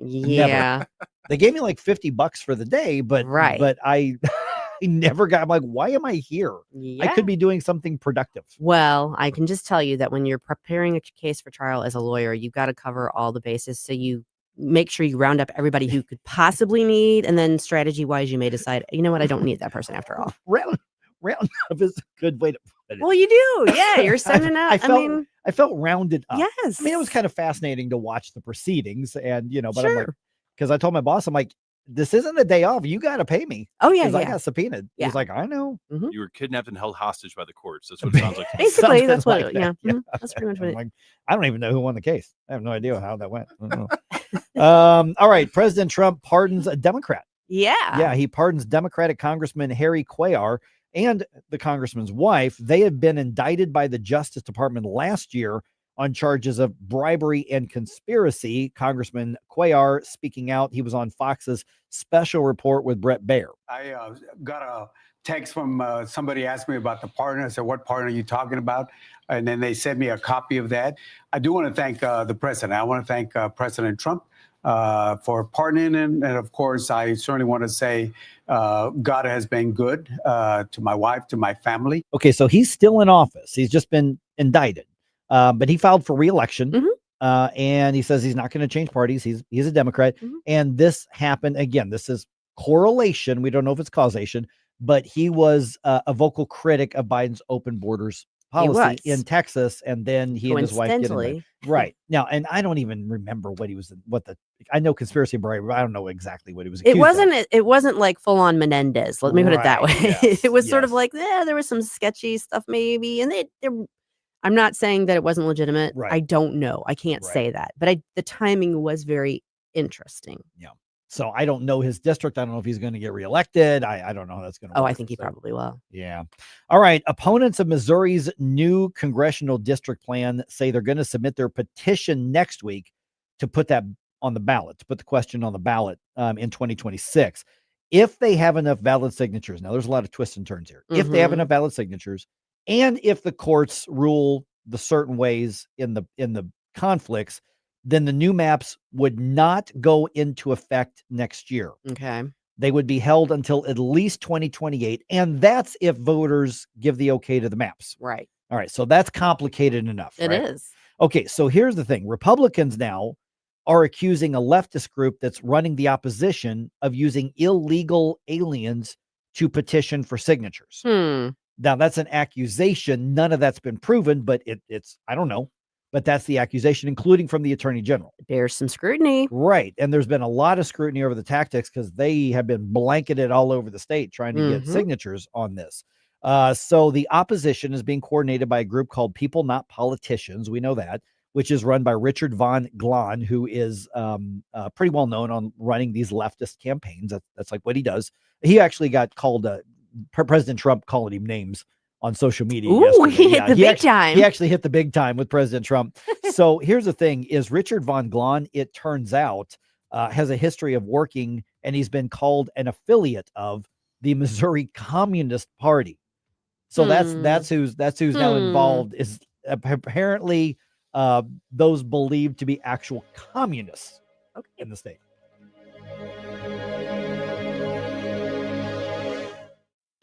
Hey there, Chris Cooper here, Serenity Wealth Management, joining us in the studio for Serenity Wealth Now. This weekend is Katie Modulin with Magic Expeditions. We're going to talk about travel tips and fun, memorable experiences you can create for your family and friends. So tune in right here, News Talk STL, Sunday morning, 9 a.m., or on Serenity Wealth Now social media outlets. Serenity Wealth Now with Chris Cooper, Sunday mornings at 9 on News Talk STL. Investment advice offered through Fortis Capital Advisors, LLC. Here's a great way to save money on your prescription medications. If you take Viagra or Cialis, we can give you a way to pay as little as $2 a pill. Compare that to prices as high as $60 per tablet. These pills work for men and women to improve their sexual performance. And now for the price of 2 or 3 pills, you can get nearly 100. There's no need to pay expensive prices for Viagra or Cialis. Call now with your prescription and pay as little as $2 a pill. We offer 24/7 service and always free delivery and confidential packaging. Change your life for the better and have fun. Call Pharmacy Shop 24/7 to get generic versions of Viagra or Cialis for as little as $2 a pill, plus free discreet shipping. 800-631-2030. 800-631-2030. 800-631-2030. That's 800-631-2030. KLGY HD3 Clayton, K270BW Bellefonte, KNBS Bowling Green. This is News Talk STL At 1019, 94.1, and always streaming at NewsTalkSTL.com. Breaking news this hour from Town Hall. I'm Rich Thomason. The Pentagon finds itself having to defend Operation Southern Spear, the attacks on suspected drug-running boats bound for the U.S. from the Caribbean. A Pentagon spokesman says defense intelligence confirms irrefutable evidence that those on board the vessels were narco-terrorists. And the military as well as civilian lawyers have deemed the military strikes to be legal. Today, the admiral who ordered a follow-up strike on one boat delivers a classified briefing to Congress. If you've ever suffered a bad case of sticker shock while checking new car prices, relief is on the way.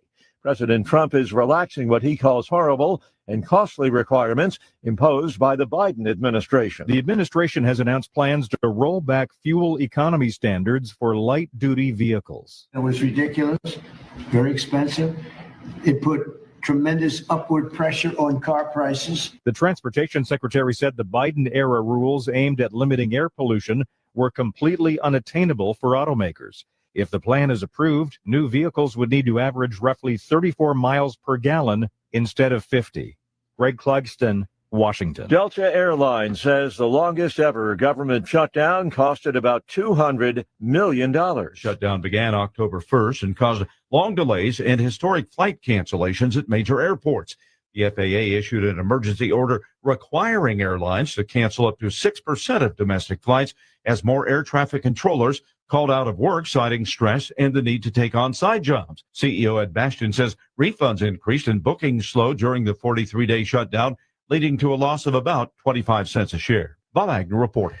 The Trump team continues working to end the war in Ukraine. The White House confirms Trump envoy Steve Witkoff meets today with Ukrainian negotiators. Dow futures up 36 points. Townhall.com. This is Dennis Prager for AmFed Coin and Bullion. There's something about the feel of a gold coin in your hand and the way the light reflects off its intricate details that has always captivated me. Nick Grovich, AmFed's owner, turned that same passion into his livelihood. Nick began collecting coins as a teen, and that interest grew into a nationally respected business offering only the finest quality coins at the most competitive prices. But the truth is that although Nick is a rare coin dealer, he doesn't believe in rare coins. Rare coins do not make sound investments, but they do make dealers a lot of money. See, that's part of what I respect about him. AmFed specializes in buying non-performing numismatic coins and turning them into gold or silver investments that provide liquidity and perform competitively against the market. Whether you're buying or selling, call 800-221-7694. That's 800-221-7694. American Fed. From the Michaels Flooring Outlet Weather Center. I'm meteorologist Chance Scotch with your first alert forecast. A cold day on deck for Thursday. Only talking highs into the lower 20s. Most of the day going to see feels like temperatures into the teens, into the single digits in some areas. Then as we head Thursday night into Friday, once again going to be seeing overnight lows into the lower teens. Going to be looking at a slight warm-up into the upcoming weekend, dry until Saturday night and early Sunday morning, where we could see a light wintry mix possible. Then a warm-up continues on into midweek next week with highs into mid-40s. In the first alert for Weather Center, I'm meteorologist Chance Scotch. This hour of News Talk STL is brought to you by Rodney and Jen Wallner and the entire Wallner home selling team at Berkshire Hathaway. Call them today at 314-810-SOLD. 314-810-SOLD.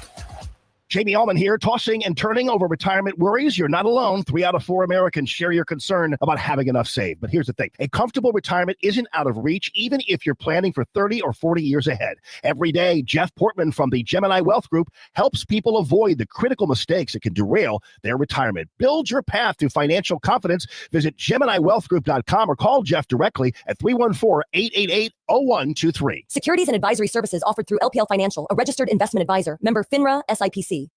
Looking for unbelievable deals? Stop by Overstock Outlet in Lake St. Louis or Warrenton. Open 7 days a week. Discover big savings on a huge variety of merchandise with no hassle. Just great prices. Visit us in Lake St. Louis on Highway N or in Warrenton on Boones Lake. Check out our Facebook page at Overstock Outlet Lake St. Louis or go online to OverstockOutletSTL.com. Unbeatable value, friendly service, and you never know what we'll have at Overstock Outlet. Mike Ferguson. What is that private pile? Sir, jelly donut, sir. A jelly donut? Susie Moore. Mama don't like tattletales. Get up, get up. Can't you hear the alarm? Get up, St. Louis. So it's time to get out of bed. Pour yourself the greatest cup of kofifi the world has ever seen. Rise up with one voice.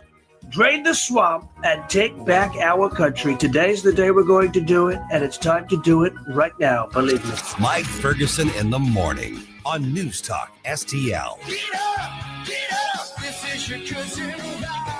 All right, the good, the bad, the ugly. It is time to gear up for the next Missouri legislative Who are you calling session. ugly?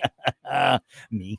Okay, so I was looking over social media, and our friend Camellia Peterson from Americans for Prosperity was commenting on the stuff going on. And one of the things that she joins us right now, Camellia, that you mentioned, all the work you're doing, reviewing all of these pre-filed bills, and anything and everything can get pre-filed. So there's probably some really nutty stuff out there that somebody just wants to make a point on. But then when you get into the gist of what lawmakers are really pushing for, are you seeing any sort of clear trends that show us, here's what's going to be top of mind this year?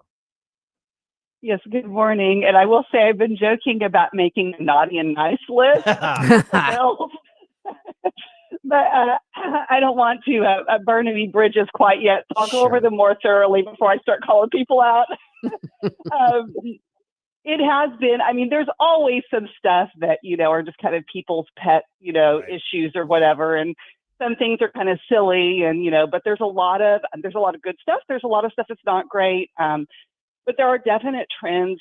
Obviously, there's been a lot of talk about eliminating the income tax, and there's been issues with the property tax. So there are lots of bills that have to do with that. I will say we have not seen what I would consider the income tax legislation filed yet. I think that's still a little bit coming. I expect that will be filed closer to January, and they'll probably unveil that at the governor's State of the State address.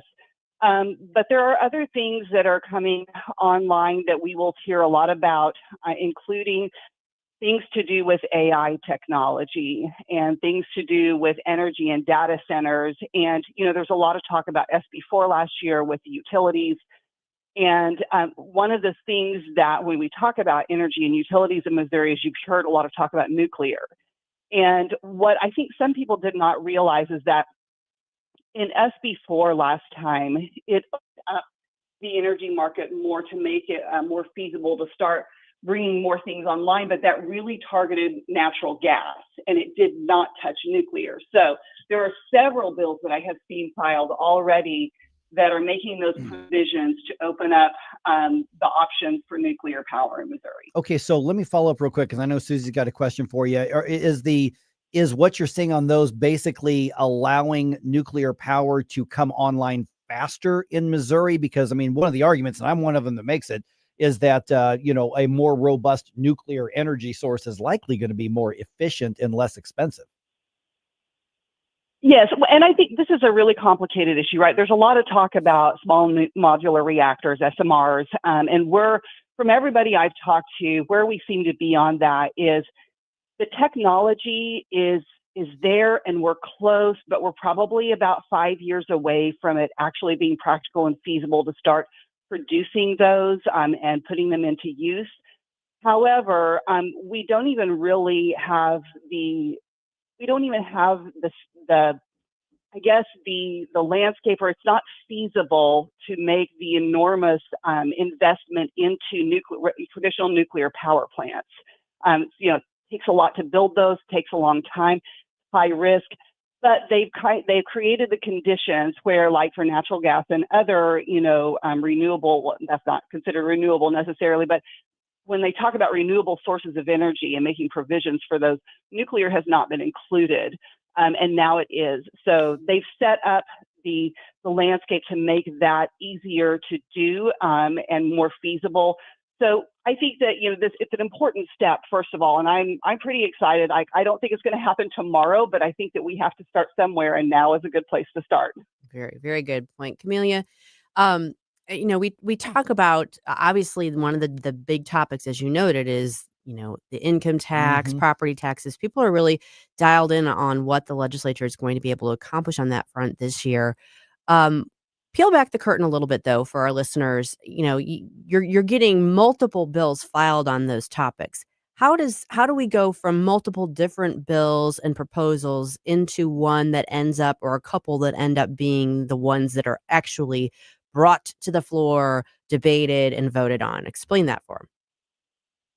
Sure. I mean, the truth is that there are a lot of ideas out there, and there are a lot of things that get filed. But the real work happens in the negotiation process, really before these things even make it to committee, and especially in the Senate, because the Senate is always the toughest hurdle for most things.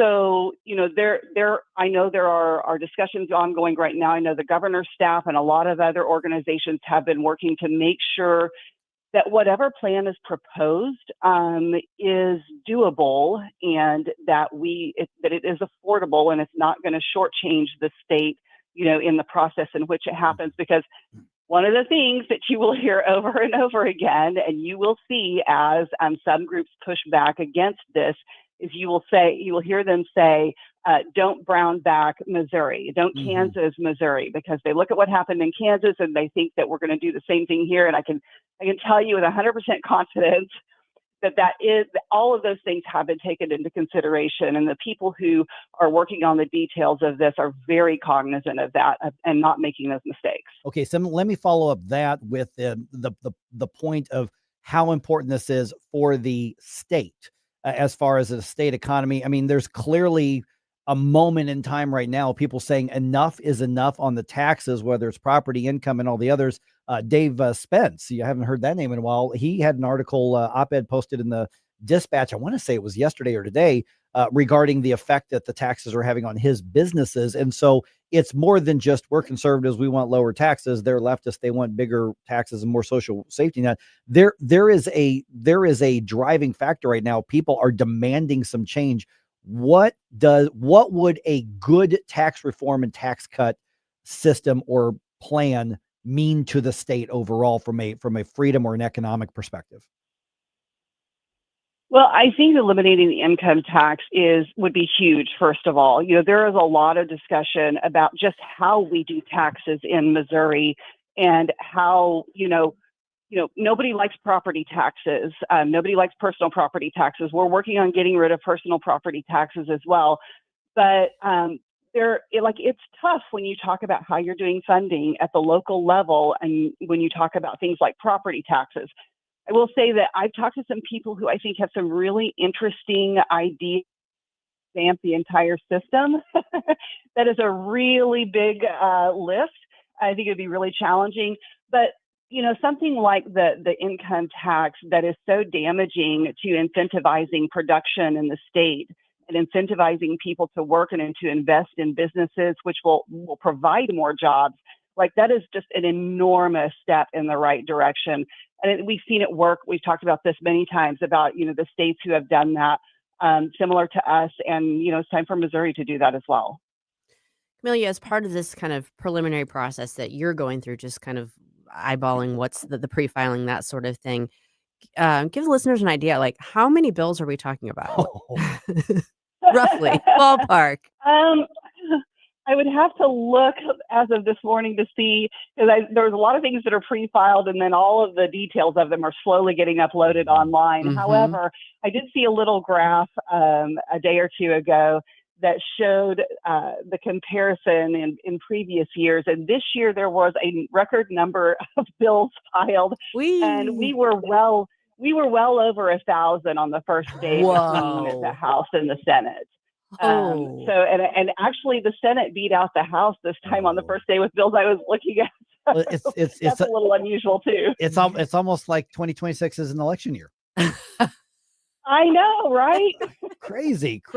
All right. So, I would love to see you do a naughty or nice list on all of this, Camellia. But without naming any names, is there any bill that jumped out at you that you just went, that is weird? What in the world? I don't need the name, but what was the weirdest thing that you've seen overall?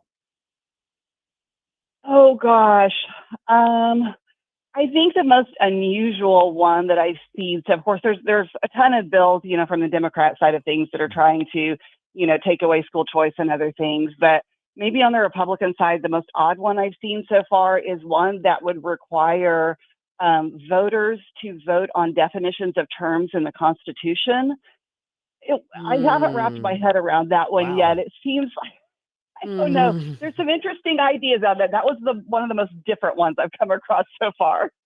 That seems a little fraught. I've seen how well our K through 12 public school system is working right now. I'm not sure I want to quiz the public on what these words in the Constitution mean. I'm not sure I do either. Oh my goodness. All right. You guys have a series of events going on. You've had some in the area recently. Anything coming up in the region here in the upcoming weeks or month or so? We're kind of entering the slow holiday season, but I will say there is, looking forward, we already have Capitol visit days on the calendar for this next session. We have something, this is not something that's been put out on the website in public, but we are starting an exclusive invite only program that we will be doing the training for grassroots leaders. And we have about 10 people. It was an invite-only program that we are doing that with to get geared up for this next legislative session, to get more people plugged into organizing and expanding these efforts for liberty in the state. So that's coming up next week in the St. Louis area.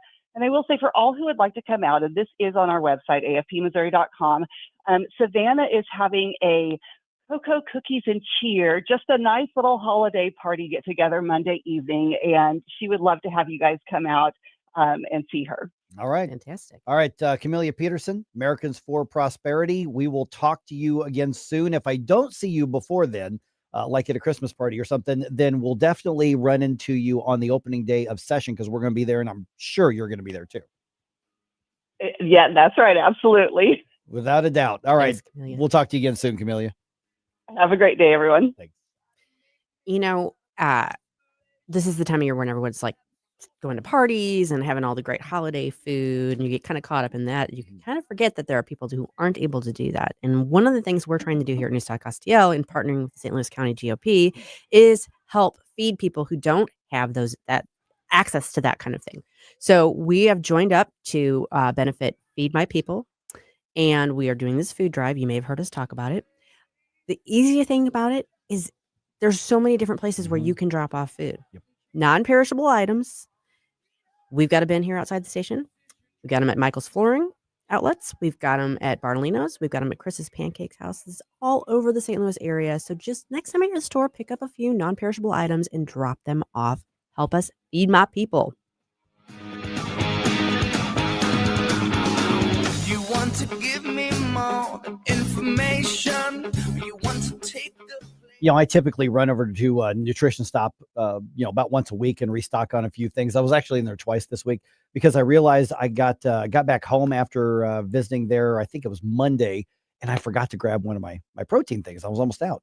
And here's the difference. You say, well, Mike, you can go anywhere and get protein. You can go to Walmart to get protein. You can go, yeah, but there's a difference with what Nutrition Stop carries. Mike Ferguson here for my friends at Nutrition Stop.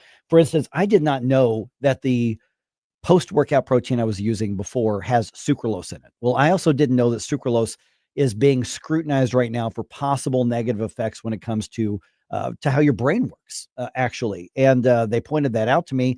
And so I'm now using a different nutritional supplement that is all natural based and has none of the chemical stuff or the additives.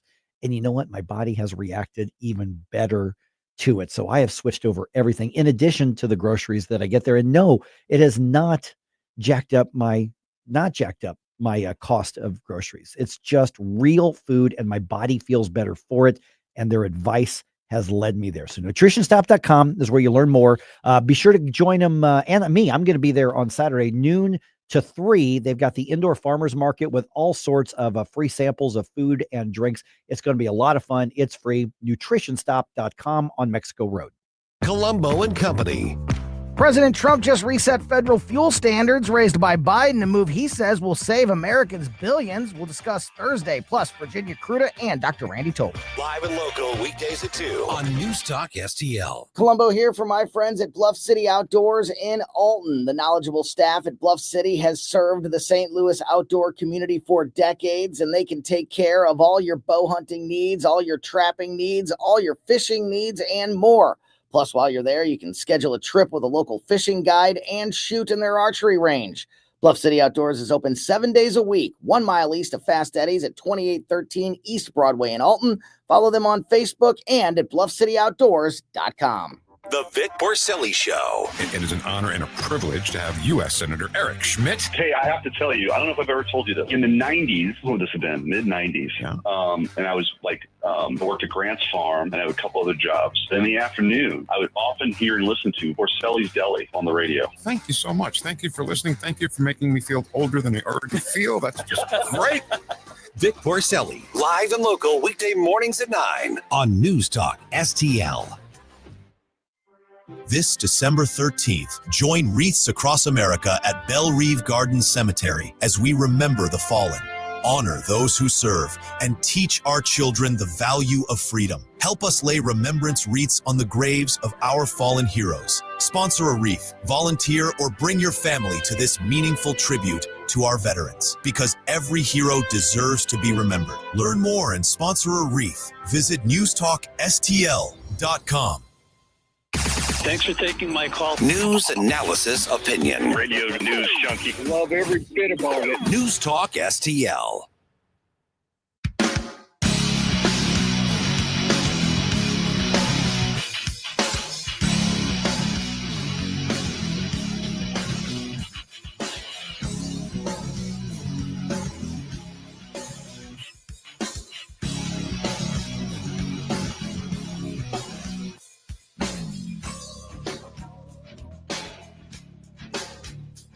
No buffalo bison is safe if Mike Ferguson is around. Mike Ferguson Show in the morning. Larry Connors USA at 6. See, what you do is you put some sweet potatoes in with the ground bison, and then you put some black beans, and then you put some diced sweet peppers in there, and then you put it over rice, and then the bison that you get in your nutrition shop is awesome. That's what you do with it. And if you're lazy like me, if I'm not mistaken, they also have bison jerky, don't they? They do. They do. They have that there. I don't like sweet potatoes. What? I know. Okay. I tried one again the other day. I don't like them. Try yams instead. That's the same thing, Okay, Mike. all right. Speaking of voting on definitions. Oh my Can't goodness. fool me. Okay, by the way, in about 30 minutes, I kind of put this out earlier, so I'm going to have to scroll back up through some of the comments. There's a story about the percentage of Americans who do New Year's resolutions. And so I'll do that. So we do that kind of once a year because there's always a new survey out there. Sure. But it got me thinking, if you could recommend New Year's resolutions for like the people out there, whether it's politicians or not specific people, but like, yeah, but pick somebody, whether it's somebody in the media, maybe it's one of us, maybe it's a politician, Republicans, Democrats, sports. I And think you should make me. that's right. So if you have a suggested New Year's resolution for anybody who's out there, around 750, I'm curious as to what to be. Make your New Year's resolutions for other people. Okay. All right. So I'm putting that out there right now. Just going to do that. Okay. So get this now, 735. I want to pick this conversation up we were having about Senator Bernie Moreno's proposal to ban dual citizenship in the United States. So 735, we'll dive into that specifically.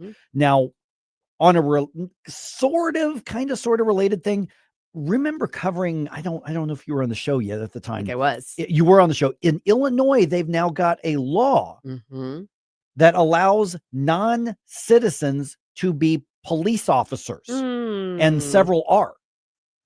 Now, we covered this when they were debating, and I think one of the folks from the Illinois Freedom Caucus was on with us, and we're going to talk to Adam Neimerg at 8:05 because I want to ask him about this thing we're about to touch on. So somebody who was not a citizen of the United States, even if they're in the country legally, they're not a citizen, empowered to arrest and detain, and if the situation warrants, shoot American citizens. And that passed. Now, here's what happened is that during some of the ICE kind of dragnet in Chicago, they picked up a police officer who's in the country illegally. Illegally. He overstayed his permission to be here. Yeah, that's a problem. Right. Here's what's even weirder. He's been hired at another police department since being detained. He's still in the country illegally, and he's back on the beat as a police officer in the Chicago area. You got a problem with that? Yeah. That is, that's absolutely insane. Yeah. So if someone's here legally, if they're here on a legal work visa, that sort of thing, we let non-citizens serve in our military. Right. Right. Yes. So if they are here legally, I don't really necessarily have a problem with them serving in law enforcement. As a police officer, or just in the law enforcement, or like, because there are plenty of law enforcement jobs, but we're talking on the beat with a gun, with the handcuffs, with the cruiser. Yeah, no, but like I said, if we allow non-citizens to serve in the military, to me, it's the same difference as far as that goes. You're giving them a level of responsibility, and I'm okay with that if they're here legally. Here's my critique: military, the guns point at other people at enemies. Yes. Police, they're pointed at us. Yeah, but you're still giving them some pretty heavy responsibility. Oh yeah, and absolutely. You're asking them to make a pretty big sacrifice. Well, but functionally speaking, is that we do collate with other nations on the battlefield against our mutual enemies. So functionally speaking, it kind of falls into that sort of routine. Whereas domestically speaking, you have somebody here that is not, again, either a citizen or in this case, somebody that's not even supposed to be here. And you we don't disagree on that. Yeah, I'm 100% there. And you were saying that it is all right for you to have authority over citizens as a non-citizen, and that just feels really. I don't see the comparison. Yeah, I like that description. No, and I do get it. I think there's a fair argument there. I was just saying, I can kind of see the argument for particularly like local police type situations, small town type situations. Someone who's here legally on a work visa, whatever, they are allowed to be here. I can kind of see it. I can't see it at all with someone who's not here legally. How do you do that? How does that even, how? Right. And so we're going to talk to Representative Neimerg about that here. But yeah, get this. Officers in Hanover Park which is right there kind of on the line of DuPage and Cook County. Cook County, of course, is where Chicago is. Officials in Hanover Park defended Officer Radul Bojevic. They made a statement to CBS News that was covering this, saying that he was hired in full compliance with the law. He had proper federal work authorization, but DHS says, no, that authorization expired. He's not legal to be here because he overstayed. Yeah, that should never happen. Yeah. No. The bottom line is that Northern Illinois and the Illinois as a state, now Central and Southern Illinois are far more conservative, as we all know. Sure. I mean, the NewsTalkSTL area is a lot of Illinois, and this is guys. red area. And so basically what you have is a left-wing governor and a left-wing state legislature, left-wing bureaucrats who have taken this up as part of the pro-illegal immigration cause. And I think what they had hoped is, look at this, somebody serving their community. I thought you Republicans were all about law enforcement and law and order, and here he is, and you want to get rid of him. And we're going, well, I'm not a Republican, but yeah. Law and order, meaning you didn't break the law to be doing what you're doing. Right. Hello. Yeah, we're getting some pretty good comments here. So SeaWorld says, agreed, legal non-citizens in the military is different, but also that legal non-citizen who has is able to stay here permanently. So I believe like a permanent employee, residence sort of thing. With a green card, something like that is different than people that are here that have an expiration date on how long they're I allowed agree to be with that here, too. and that there should be some sort of gatekeeping of what jobs you can and can't do. Yeah. And then PMS goes a step further and says that hiring non-citizens is a pathway for communities to eventually enact things that are more of their own cultural things, such as Sharia law, right under everybody's noses. And we have seen certain communities where now that they are hiring these people and they want to start going and enacting certain policies or cultural norms on people that are not from those cultures. And I don't like that. Yeah. I mean, but it's the flip side of that you don't hire any non-citizens, even if they're here legally, because I don't know that I agree with Well, that. for positions of authority, I mean, I think Right. when it comes to medicine is a scientific thing. So if you're doing good medicine, then or good science, then it's not a cultural thing unless you're doing some crazy nonsense anyways. And they shouldn't be hired. But if it's something to do with cultural authority or cultural influence, then yeah, I would say if you are not a fully assimilated, actual full-time citizen, then you should not be able to influence or have any authority over anybody that is. I don't know where exactly to draw that. Yeah, line, so there's but- got to be a line drawn somewhere. I think for instance, if somebody gets hired by the Illinois State Police, but their job is to work maintenance at the buildings, I don't, if they're here legally, I don't care. I mean, that's Legally, fine. You're here they're here legally. That's fine. You're the mechanic who fixes the cruisers. Fine. You're the data entry specialist. Oh, okay. That's fine. For me, the line is at the actual law enforcement post certified law enforcement officer. Yeah. I would not have an issue with, potentially even illegals, even though I want them not to be here, but being like a firefighter or being like a paramedic, if they can actually perform the duty, because that's not the same thing as, hey, I have my cultural bias of what should, and the law technically allows me to be having a little bit, authority over others. Yeah, Again, I don't want British people patrolling and policing me over my guns and my free speech. I definitely don't. The way they treat their own citizens. Say they can't patrol their own right now. They're being run out by their third world immigrants over there, particularly in London. So yeah, so Adam Neimerg is going to be with us at we're going to talk to him at 8:05 because this is something the Freedom Caucus was. I mean, they were jumping up and down, screaming, saying, this is exactly what's going to happen. And we've got an example that it's happened, not happening. It's happened and is happening. Yeah. The thing that never happens is happening. Right. Precisely. Yeah, right. Well, I mean, is it time to reevaluate dual citizenship? We've been talking about that a little bit today. We're going to talk about that more when we come back at 7:35.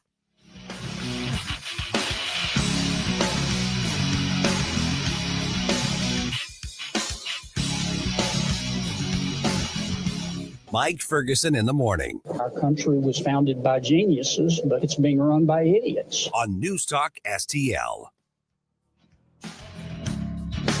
From the Michaels Flooring Outlet Weather Center. I'm meteorologist Chance Scotch with your first alert forecast. A cold day on deck for Thursday. Only talking highs into the lower 20s. Most of the day going to see feels like temperatures into the teens, into the single digits in some areas. Then as we have Thursday night and Friday, once again, going to be seeing overnight lows into the lower teens. Going to be looking at a slight warm-up into the upcoming weekend, dry until Saturday night and early Sunday morning, where we could see a light wintry mix possible. Then a warm-up continues on into midweek next week with highs into mid-40s. In the first alert for Weather Center, I'm meteorologist Chance Scott. John Beal knows that right after a hailstorm, new roofing companies start popping up everywhere. but the Small Business Administration reports 96% of them go out of business within the first 5 years. So how good is that warranty? John Beal started in the roofing business, helping his granddad and his dad, always offering the best roof, best price, best guarantee. John Beal Roofing, not some fly-by-the-night operation. Call my friend John, 1-800-NEW-ROOF, 1-800-NEW-ROOF. Larry Connor's commentary, brought to you by Vincent's Jewelers, offering a wide selection of jewelry, including lab-grown diamonds, affordable earrings, bracelets, necklaces, and rings, up to 75% off their natural counterparts. Visit vincentsjewelers.com. This is Larry Connor's commentary on News Talk STL. Let's begin with a question that has a standard answer. In this case, focusing on Minnesota Governor Walz. How can you tell if he's lying? His lips are moving. Well, currently he's acting concerned about rampant fraud inside the state's Somalia communities. Investigators reporting $1 billion stolen from the state autistic child program, stolen by Somalians who set up phony autistic help programs. In one case, a husband and wife raking in $7 million, working only from their house in a mailbox. That kind of theft doesn't happen with the flick of a switch. And in fact, nearly 500 in the Minnesota State Department of Health said we've been pointing to this fraud for years, but Governor Walz ignored, even retaliated against the whistleblowers.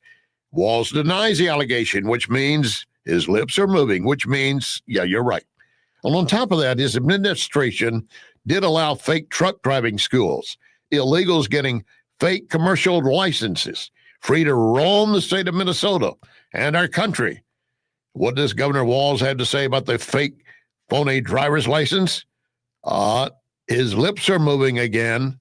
There's your answer. Get more Larry Connors on Larry Connors USA. Tonight at 6 on News Talk STL. Hungry for the best steak you'll ever have? Head to the heart of Moscow Mills and discover Harry J's, a local landmark and family-owned steakhouse, serving up excellence since '98. From mouth-watering appetizers to decadent desserts, Harry J's has something for everyone. Enjoy our extensive bar selection while soaking in our friendly family atmosphere. Whether dine-in or carry-out, your meal is prepared to perfection. Make the drive to 300 Main Street and treat yourself to a taste of Moscow Mills' finest. Harry J's, more than a steakhouse. We're a tradition. Hey, Jamie Allman here for Santino's. It isn't just a cigar lounge. It's an experience spanning 2 levels of pure sophistication. Handcrafted cocktails, authentic Sicilian cuisine with sauces made from scratch. The state-of-the-art smoke filtration keeps the air pristine, while the separate non-smoking wine room offers a perfect alternative. Members enjoy the lowest rates with premium benefits, including the ultimate climate-controlled humidor. Santino's, just off Highway 55 at the Imperial exit, SantinoCigarCocktails.com. Tim Jones here from my great friends at Comprehensive Chiropractic, the premier chiropractic and sports performance facility in the region. How do I know? Simply put, they've helped me on many occasions. Here's another solution to your everyday aches and pains. The Studio Health and Wellness Center. Services include Pilates and yoga, both with certified instructors. I can also highly recommend the massage therapy, which is not an indulgence. It's a proven method of healing and restoration. Trust my friends at Comprehensive Chiropractic in Eureka, cchiropractic.com. That's cchiropractic.com. This is what's happening. What New Yorkers are looking for is an era of consistency. It's common sense or communism. The actual policies don't have a lot of support. We are not the crazy ones. 101.9 and 94.1. Number one for conservative talk. News Talk STL.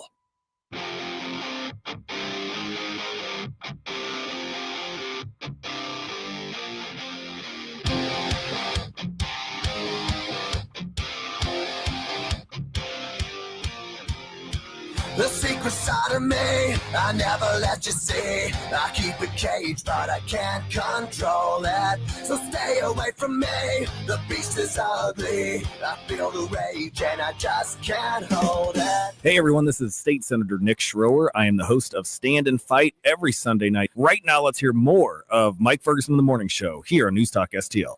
Okay, quick note, because we had that liner there from Nick Schroer. I'm not like drawing any conclusions. I'm not making any accusations. I'm just saying, have you ever seen Nick Schroer and John Cooper from Skillet in the same place at the same time? Have you ever seen them? I have not. Look up the pictures. I'm just saying. Okay. I've never seen them at the same place. I'm just saying. I'm not saying it's the same person. I'm just saying I've never seen them together. Fair enough. Fair enough. All right. That's fair. All right. I want to pick up this conversation about the dual citizenship. I thing. know. Man, people have a lot of thoughts on I that. know. And also at 7:50, let's have some fun. I don't care whether it's President Trump or Sam Page or one of us or the Cardinal, anybody that's that's out there that we talk about or see or hear. Do you have any recommended New Year's resolutions for them? Let's talk about that. All right, 7:37 right now. All right, the Washington shenanigans give us plenty to keep track of these days. they do. So, Susie, where should we start on Red State today? There's lots of things to This check out. is the Red State Rundown. So much to check out in my state that I got ahead of myself. There's lots to check out today on our site. finally hit the queue. I know I didn't. Look, I'm still learning. I'm a baby. I'll get there. First one I want you to check out is it's by Katie Jerkovich. It's called Gauntlet Throne. The Charlie Kirk Show dissects Candace Owens' evil lies about his assassination. Headline kind of tells you what it's about. Yes. Long overdue. Definitely go check that out. Yeah, let me let me tell you something. It was, Yeah. okay, that's Yep, enough. we're I've good. said We're enough.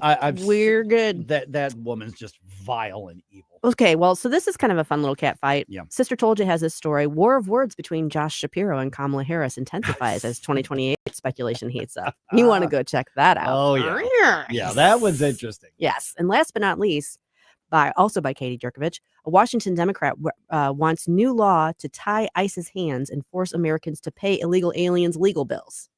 Pramila Jayapal is introducing legislation to say the American people should pick up the bills of illegal immigrants that are fighting being deported. It's almost like her allegiance isn't to the U.S. Yeah, almost. Just saying. I'm going to do a segue now. Let's talk about the dual allegiances. Oh my goodness. All right. Is it time to reevaluate the whole thing of dual citizenship? Okay, it might be. Yeah. And this is admittedly one of those areas where there might be, areas of gray on different things. I mean, here's the only experience I've got with this is that my first marriage, which ended 20 plus years ago, my first wife was a legal immigrant and a permanent resident. She had the green card. So she had the same rights as everybody other than voting. Correct. Yeah. Yeah. That and she had no interest in becoming a citizen. I don't know why. I don't care. I don't know. But she was here legally. So I got a little bit of a look at that process. But that was it. I never thought it was going to be something that was back in the news, decades later on this. So here's what's going on is Republican Senator Bernie Moreno, who is from Ohio. Colombia. Colombia. The country. Bernie Moreno is? Yeah, he's a naturalized citizen. I did not know that. Yeah. That adds a whole different spice to the story. Yes. I did not know that. That actually gives him a little bit more credibility. I would think. I agree. Yeah, I without a 100% doubt. agree. Right. Pull that ladder up. So because that's the thing is we have a number of elected officials at all different levels, and we're seeing a lot of this in Minnesota right now with the Somalis and I always mispronounce her name. You just said her name. Jayapal. Yeah. She's in Washington. Right. She's in Washington state. Yes. And so but there, obviously Ilhan Omar, and there are a number of people who have talked about my people in my community, meaning somebody other than the United States. Yes. So we've seen now that's an emotional allegiance. That's just a like a personal ethical thing. And so that's a very subjective area.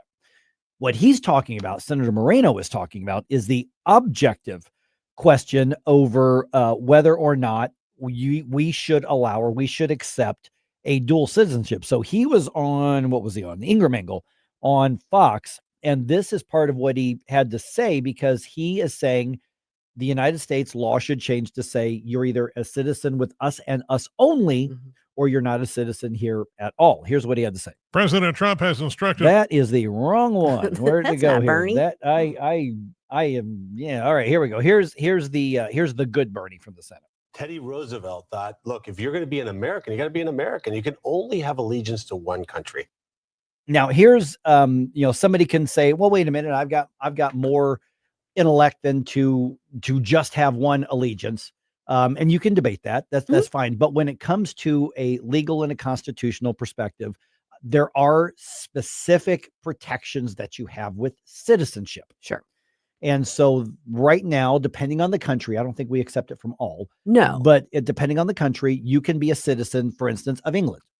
You can be a citizen in the UK, and then get your U.S. citizenship and remain a citizen in England with all the rights and privileges and everything that goes with it. And so I don't know what their laws are on voting, but if you're a citizen here and you haven't lost the right through criminal activity or something, you can vote here, even if you're also allowed to vote somewhere else as well. Now, there's a moral question on that. Sure. So what Senator Moreno and some others are saying is U.S. citizen only or not U.S. citizen at all. Be happy with permanent resident or whatever the case is. Yeah, I've been trying to think of an alternative, and Susie knows a lot more about the way that the law actually works. So this is, I guess, kind of directed at you a bit, but would it work? So instead of offering citizenships for people that are immigrating here, why not make it a green card thing and then amend the 14th Amendment to not make you an automatic citizen by being born here, but giving you a permanent green card? Because to my understanding, you could revoke that if people are being like crazy and whatever the case is, and they're violating laws.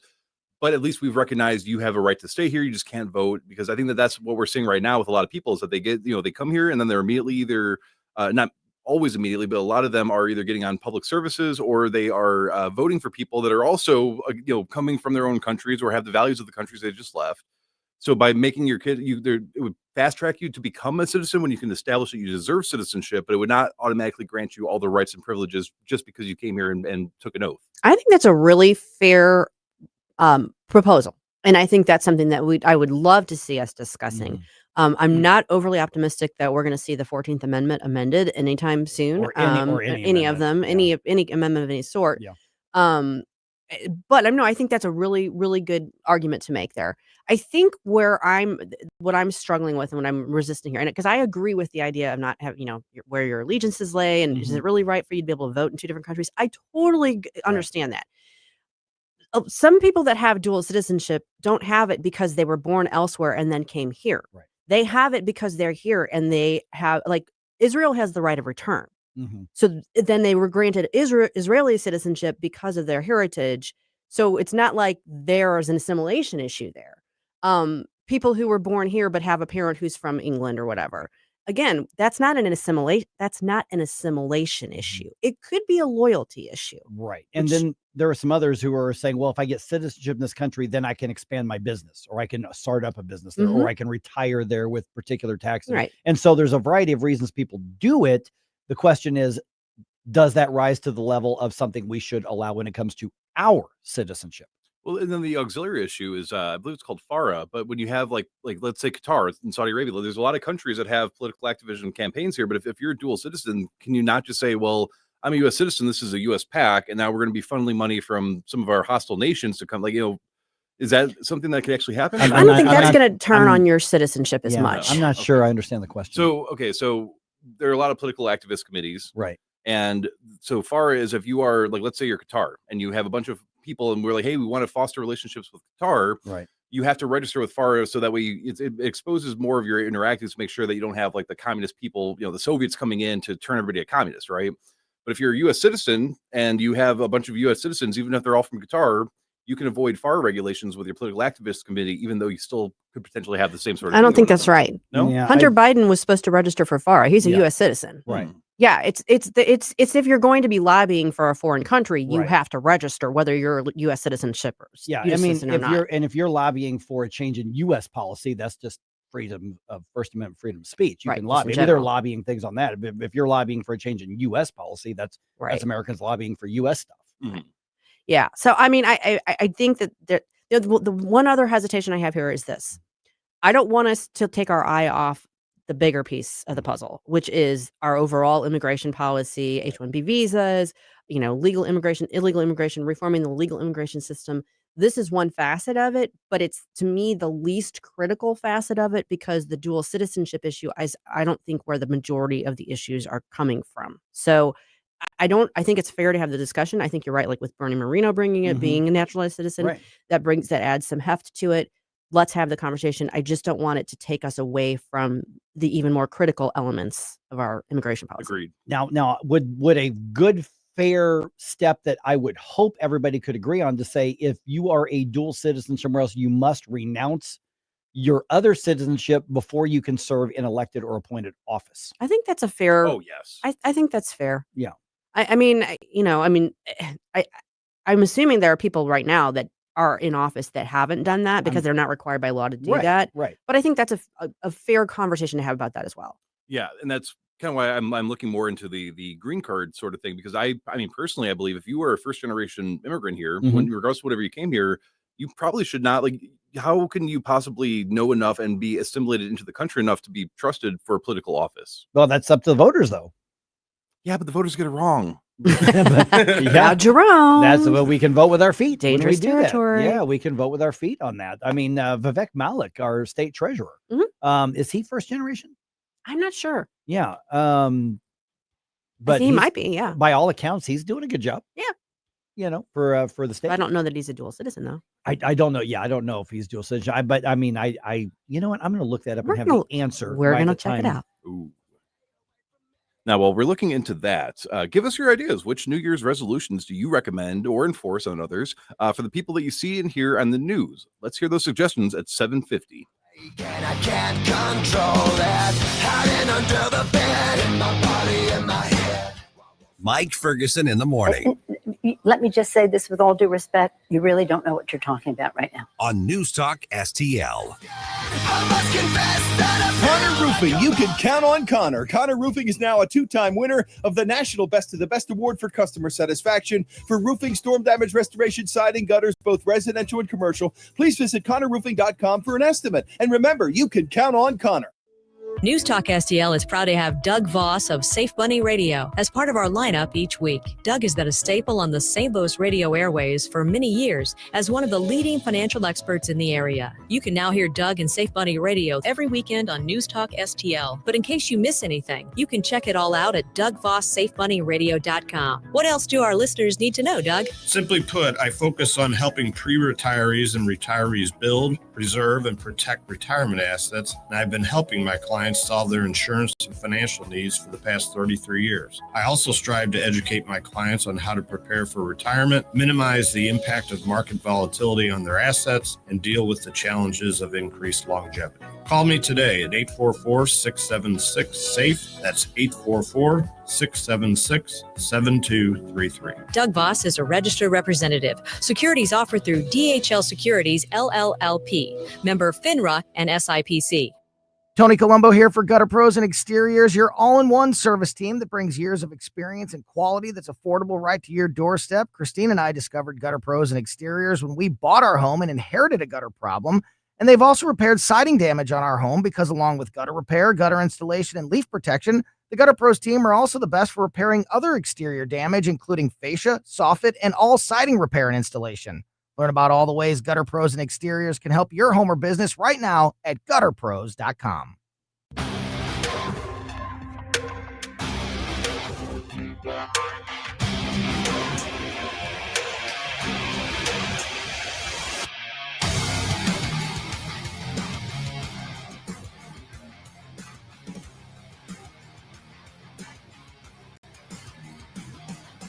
Hey folks, Jamie Allman here, waiting for you for the 3 Martini Lunch, the Common Sense Radio, the Allman Report on News Talk STL. Now back to Mike Ferguson in the morning. And State Treasurer Vivek Malik is an first generation immigrant. Right. We don't know about dual citizenship. I don't believe it. From what I'm reading, it appears as though he's naturalized. Yeah. But he's definitely a U.S. citizen. But yeah, he was born in India, and by all accounts, he's doing a good job. Well, to my understanding too, even if you are a dual citizen, you're not legally required to disclose that, are you? For like many of the positions? I don't know. I don't know the answer to that. I'm going to run another. There are things I don't know. I don't believe that. I know it's hard to believe, but there really are. A few, just a smidge, just a little bit. Gabe would have known. Well, okay, sorry, I am Susie. no Sorry, Gabe. Susie. I am no Gabe. I will never be Gabe. I am not a rocket scientist. Okay, so according to the interwebs, here, according to Wikipedia, he does hold both Indian and U.S. citizenship. Okay. That's interesting. Interesting part of the topic or the conversation. Yeah. Assuming that Wikipedia is correct. Which is always, Right. debatable. And he became a U.S. citizen in 2017. He was practicing law before they had his own law firm, but apparently he is a dual citizen. Great. And see, I think that's again, I would like if everybody in the United States was only a United States citizen, but Yeah. I don't have as much of a problem if he's practicing law while being a dual citizen. And it was immigration law that he did. Yeah. There you go. Okay, I got to bite my tongue on that one. Yeah, but that's but again, I mean, if it's fair for us to say, if you are elected to office in this country, you should be only a U.S. citizen. I think then if that's the standard we have, then I think Let's debate it. I think we should have that. I think it's a fair conversation to have, Agreed. even though from what I can tell, he's doing a good job. The whole citizenship and dual citizenship thing is a whole different and bigger question. It is. Yep. All right, 7:52 right now. Are you guys New Year's resolution people? I am. Are you? Okay. Do you make them like every year or just Every year? Okay. Have you been thinking about what you're going to do this year? Not yet. No. Okay. Not going to get too terribly personal, but what are the like general categories that you tend to? Exercise is Sure. a big one. Sure. Diet is a big one. I've had others, but those are the two most prominent ones. How well do you tend to stick to your resolutions? Decently. Not religiously. I've had some years where I was better than others, but Mhm. you know. All right. You, Jerome? I like coming up with them. That's I've first step. actually it's funny because some of mine I have been good about, but I'm better at following other people's resolutions than I am my own because it's kind of like a competition. Yeah. It's like, well, you said you were going to save this amount of money. Look what I've got, haha. But no, this year I think I want to be a little bit taller. I think that's my resolution. Okay. Good luck with that. Good luck with that. I haven't done a New Year's resolution in so long. I just, and I tended to stick with them. But I kind of It got is away from important to make sure that they are like Reasonable, feasible. Yeah, right. because if you make it too ambitious, you're gonna right. Well, and Work out. in your case too, you're like good about keeping your habits though. So there's really not. I mean, I'm sure there's something in your life that you'd be like, "Wow, that'd be great." But like from knowing you, you just seem like, "Well, I need to fix this, so I'm gonna get started on that right now. I'm Yeah. not gonna wait, however many weeks it is now." Yeah. So only 18% of adults made a New Year's resolution for 2025. That's surprising to me. Only 18%. So many people yeah. talk about it. Fewer kept them. Yeah, well, no, that only doesn't about surprise me. 9% of Americans actually Yeah. kept their New Year's resolutions on there. So yeah, and just from the year previous, from 2024, that's significantly down because in 2024, according to the survey, because we survey everything now, it was 38%. So the majority of Americans haven't done New Year's resolutions in a couple of years. Lazy slackers. The heck? They did they resolved to not make resolutions. I guess so. How do you feel about dual resolutions? That's right. I'm gonna do two What things if here, not just They're one. outsourcing it to AI. What if they're competing ones on Yeah. there? Yeah. So I asked the question a little bit earlier, and I got to really scroll because we got a lot of comments on this. Do you have any suggestions for resolutions for like people out there? I do. Okay, what do we start? We'll start with Susie here. Dear Democrats, I suggest that you resolve to spend one full day each week not thinking or talking about Donald Trump. Oh, good luck with that. Give them something possible, Susie. Yeah, come really. on. Let's see here. Allison on Rumble. I would recommend all politicians resolve to take a constitution and civics class. I love it. And read the Bible. Love it. Love, love, love. Yeah, I would like to see there be something where they have to spend 1 week living not in their cushy office positions, but actually have to go out and do some sort of manual labor or something. Just live as an average person in your district. The Congress critters? Yeah, the Congress critters, Gotcha. a senator, whoever. You need to spend at least a week living under your own policies as an average person without access to your bank account, so you can remember what it's like to have to deal with you being in office. The heck with a week, a whole year. Yes. Hello. Or just always, whenever you pass a law, it should apply to you. Yes, and so if if you're doing something with healthcare, you have to use a healthcare proposal that you propose, and it has to be accessible to everybody. I think that's fair. Okay. Which, by the way, remember that under the Obamacare, there was somebody who tried to put something in the bill that said that politicians and their staff had to suffer the same coverage, and they've like, nope, we're exempting ourselves, and that's been the law for a long time. Okay, 101 straight up on Rumble says President Trump's New Year's resolution should be to tender his words a little more diplomatic-y. He says, on the other hand, but that's why Donald J. Trump is who he is. That leopard is not changing his I spots. don't think it Just saying. is. Yeah. He could do well to maybe cut back a little bit, but not change how he does his rhetoric. I Yeah. think would be the thing. Yeah. I mean, I've made peace with the fact that he is who he is, and I'm not always going to like the way it comes out, but overall, I like his policies. I New Year's prefer him. resolution for President Trump: stop going after Massey. Stop going after all the conservatives. You see, now that's that's the loyalty goes both ways. Yeah. And that's you. Yeah, that is one that I suspect if there's anybody around him who's brave and is willing to tell him what he doesn't want to hear, they would say, Mr. President, maybe stop attacking the most conservative members of Congress. Might be helpful. Yeah. But let's see here. Okay, how about we got a few seconds here. St. Louis Cardinals resolve to do whatever it takes to get a solid pitching rotation, even if it costs money. Let's do that. Yes. I'm on board. Blues resolve to win more than once Per month. Yes. Per month. I'm on board with that too. Yeah. We're 3 months into the 2.5 months in the season. They haven't won 10 games yet.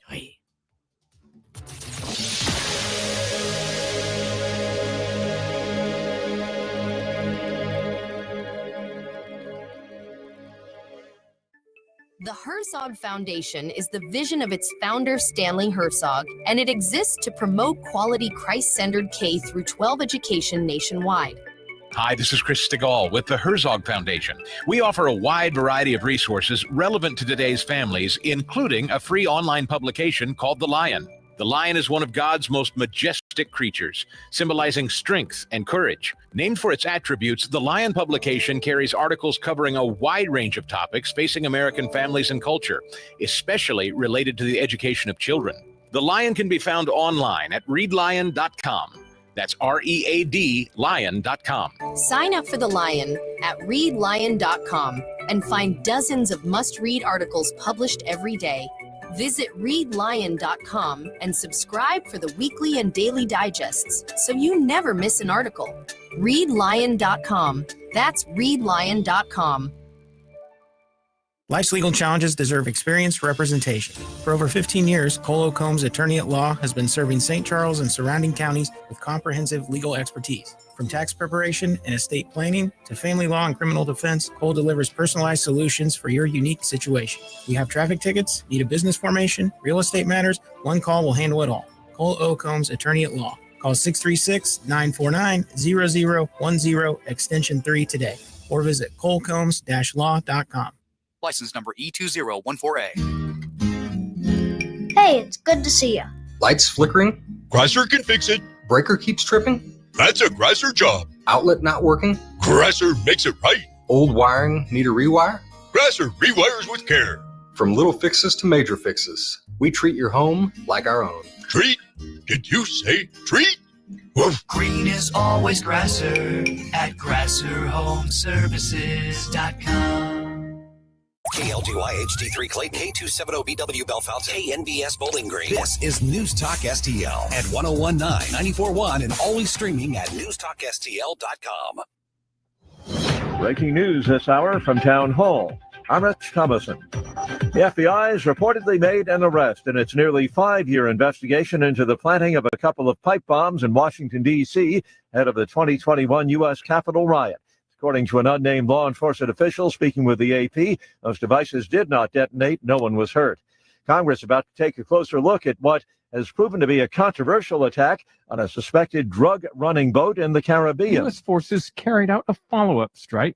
The sources say the rationale was to sink the vessel. On Tuesday, Pete Hegseth said, A couple of hours later, I learned that commander had made, which he had the complete authority to do. And by the way, Admiral Bradley made the correct decision to ultimately sink the boat and eliminate the threat. That Commander Admiral Frank Mitch Bradley is expected to discuss the strike at a classified congressional briefing today. Ben Thomas, Washington. Applications for unemployment benefits dropped last week to 191,000, and that is the lowest level in more than 3 years. A genuine American hero of yesteryear has passed away. Decorated Native American veteran Charles Shea has died at the age of 101 in France. Shea was a 19-year-old Army medic when he landed on Omaha Beach in Normandy on D-Day in 1944. Well, I guess I was prepared to give my life if I had to. Fortunately, I did not have to. Shea was from the Penobscot tribe from Indian Island in Maine and was awarded the Silver Star for repeatedly plunging into the sea and carrying critically wounded soldiers to relative safety. Charles Shea had been living in France since 2018, not far from the shores of Normandy. I'm Ed Donahue. On Wall Street this morning, the Dow futures up 16 points. NASDAQ futures down 22 points. More on these stories at townhall.com. Everyone is watching major movements ripple through the markets these days, sparked by new policy shifts out of Washington and activity from the Federal Reserve. Americans have faced uncertainty before, and every time, we've found our footing again. The real secret to long-term financial peace is simple. Keep your eyes on the horizon and understand the fundamentals that drive real stability. That's exactly why Advantage Gold is inviting you to call 800-741-GOLD right now. We'll send you a free Gold IRA rollover kit, along with a complimentary copy of economist Ken Rogoff's insightful book, Our Dollar, Your Problem. Inside, you'll learn how to defend your retirement savings against inflation, market swings, and reckless fiscal policies, with tangible assets like precious metals that have preserved wealth for centuries. It's no wonder Advantage Gold has been America's #1 gold company for the past decade. Take a smart step toward protecting what you've earned. Call 800-741-GOLD. That's 800-741-4653. Consult your financial advisor before investing. Call 800-741-GOLD. From the Michaels Flooring Outlet Weather Center. I'm meteorologist Chance Scotch with your first alert forecast. A cold day on deck for Thursday.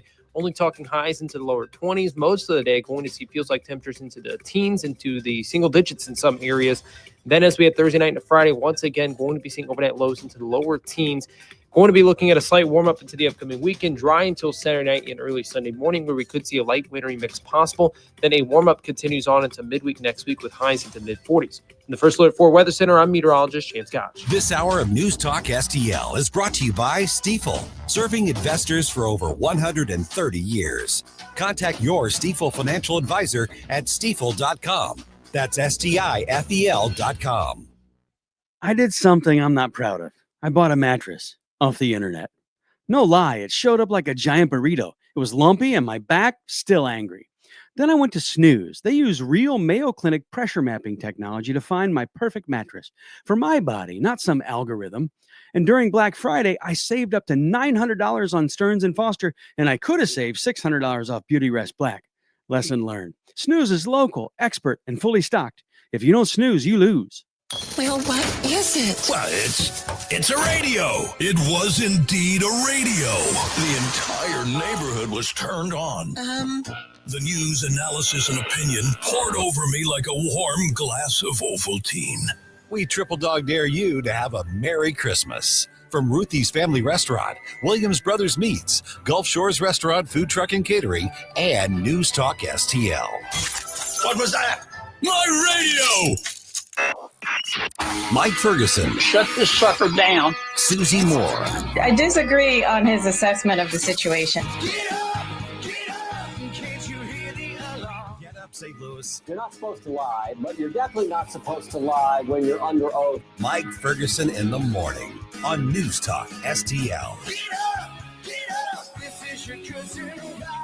Okay, so this is part I told you so, and then this is also part where do we go from here? I mean, get this. We talked about this before on the program. The guy is back on the beat now. An Illinois police officer who was recently detained by ICE for being here illegally, past his permission to be here. He is working again as a police officer in Illinois. So they said, hey, we caught you doing a crime. Welcome back. Yeah. Even though he's not a U.S. citizen. So this is J.B. Pritzker's Illinois. We're now joined by State Representative Adam Neimerg from our friends at the Illinois Freedom Caucus. Okay, let's start there because, Adam, I don't remember if it was you or a different member of the Freedom Caucus. So we talked about this very situation where somebody who is a non-citizen, because we talked about the bill. We were pointing out that the bill would allow non-citizens to be certified law enforcement in Illinois and have non-citizens have literal state power and authority over citizens. And there was enough of a problem with that. And somebody from the Freedom Caucus, I don't remember who it was, said, yeah, who's to stop this from extending to illegal aliens? under, the J.B. Pritzker worldview, under the Democrats' worldview in Illinois? And the answer, of course, was, well, that will never happen. But it did. And so this guy gets picked up by ICE. That makes the news. And now we find out that he got hired by another police department in suburban Chicago. And so we have somebody in the country who's confirmed to not be here legally at the moment, literally has arrest power over American citizens. How in the world does this happen? That's a very good question. Thanks for having me on again here this morning. And yes, that's something that we're going to be asking. We're launching a full investigation, working with ICE and DHS to try to get to the bottom of this, because you have a situation where Governor J.B. Pritzker is allowing, again, the rights, which they, under the Constitution, you're here illegally.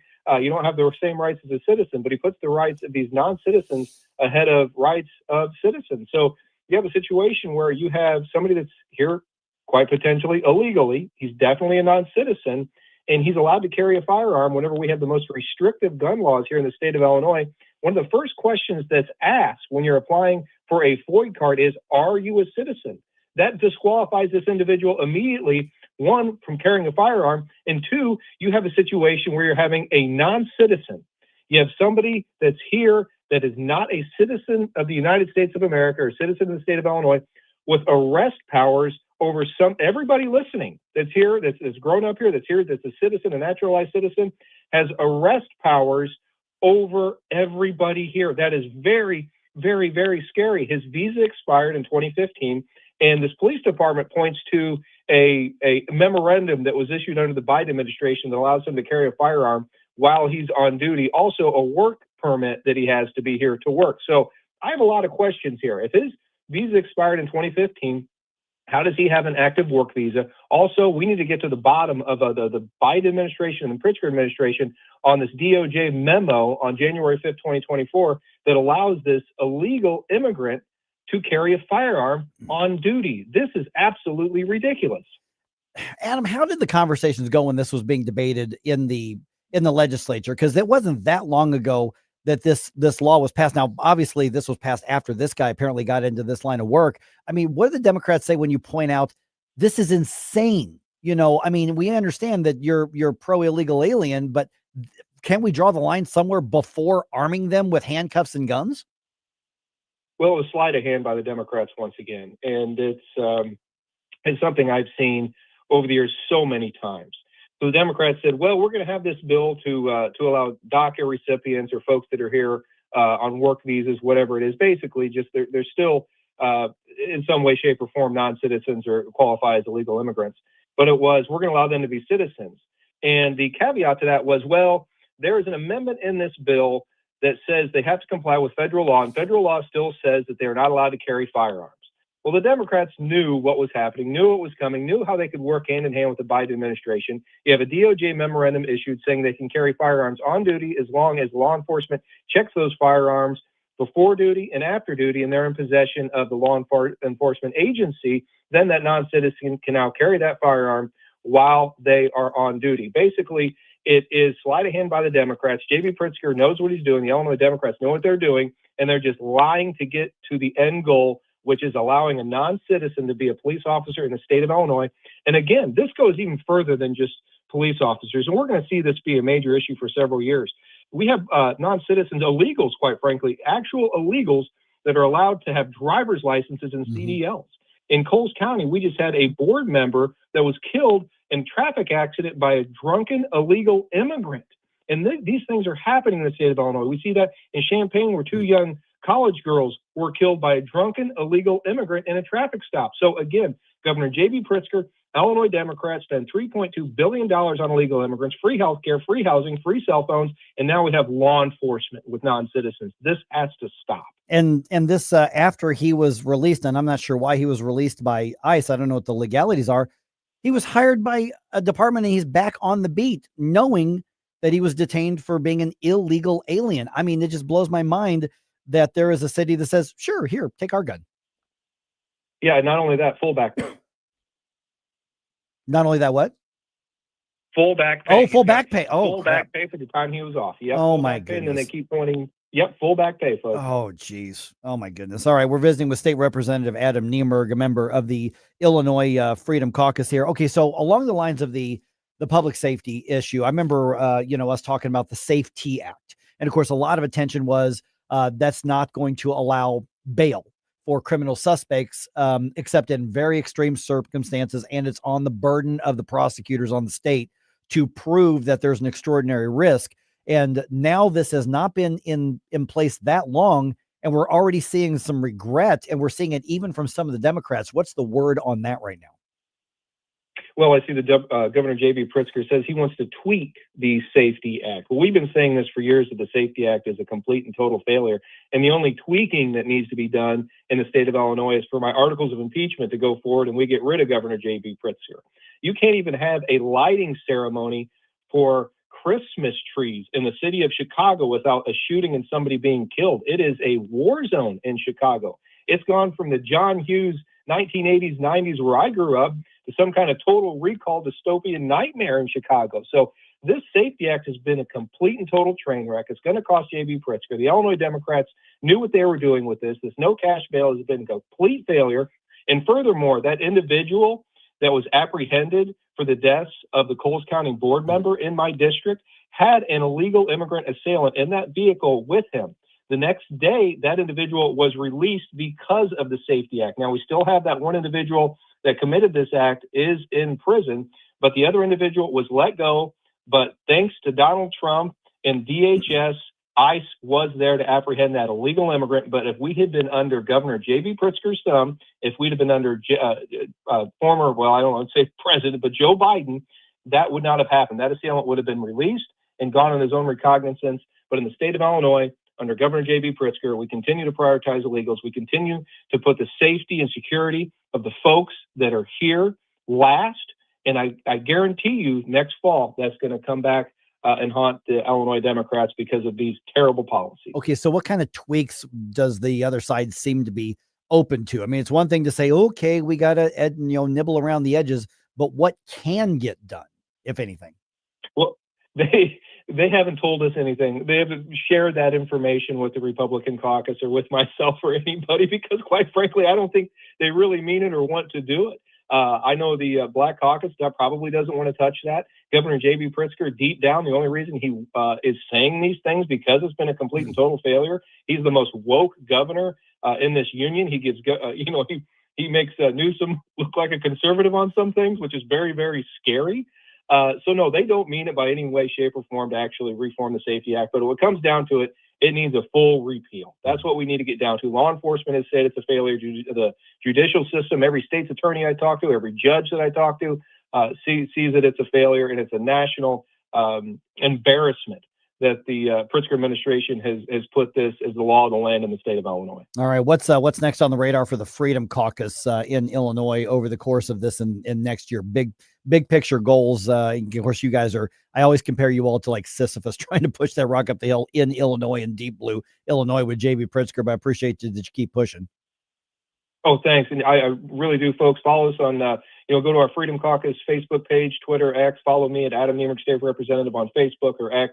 And our main goal is to be the North Star of conservatism and to really talk about what the Democrats are doing and not be quiet about these really important issues and push back on the woke agenda, the massive taxation, property taxes out of control, safety and security, in our state. Talk about school choice, talk about the things that the Democrats are pushing down on our public education system.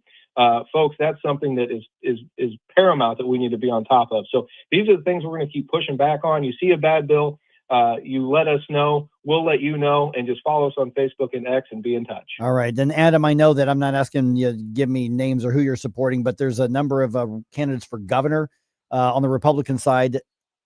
Can a Republican make a real run for governor this year? And what kind of impact could that have if at least they have a competitive race? I think a Republican can make a good run against Governor J.B. Pritzker this cycle. But that being said, we have to be very well organized, much more organized than we have been in the past. The Republican Party really needs to come together to really push Governor J.B. Pritzker out. One is we need the financing. So folks really need to come together on the financing. And two, we need the infrastructure to get out the vote, and not only to flip some Dems over to our side based on these issues, but also the low propensity Republican voters that have they usually want to stay at home, especially in the midterms. We need to chase these ballots down, just like they did in Pennsylvania that gave the win to Donald Trump. And these are the things we need to be doing. We need to be very active. So we need to have a very good infrastructure. We need to have the financing to back it up. And I think Governor J.B. Pritzker can be beat. All right. Thanks, Adam. We'll talk to you again soon. Thank you. Take care. Bye-bye. All right. Just ahead here, a local school district is being asked to show the receipts. Why did they spend hundreds of thousands of dollars and just give it to a guy who never worked there? Details just ahead at 8:20 in the news dump. Mike Ferguson in the morning. What was once considered radical is now mainstream. On NewsTalkSTL. Hey, it's Vic Porcelli, and my favorite sandwich from Capriati's is the Wagyu beef French dip. So good. It's the au jus that makes it. And the Wagyu beef is pretty good, too. I love Capriati's, and you will, too. On Manchester at McKnight in Rock Hill.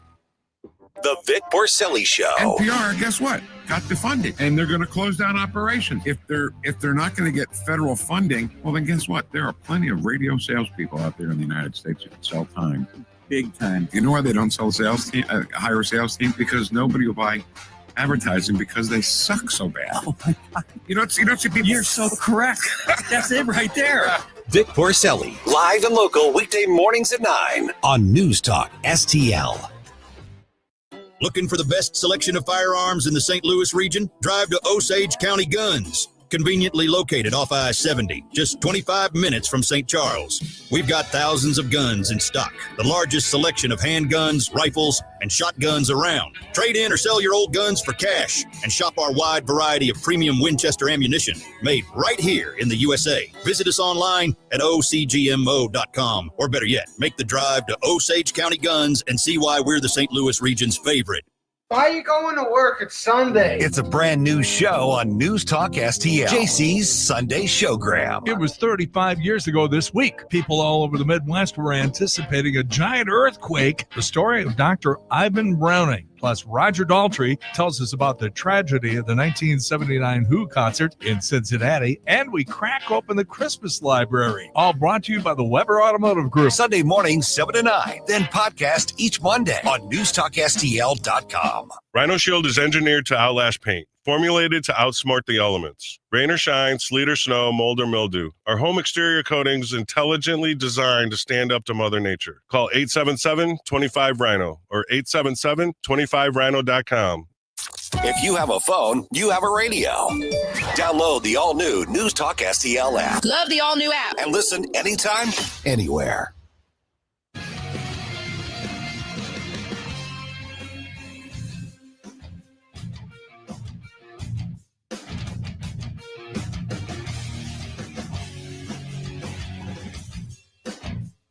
Hi, it's Randy Tobler here.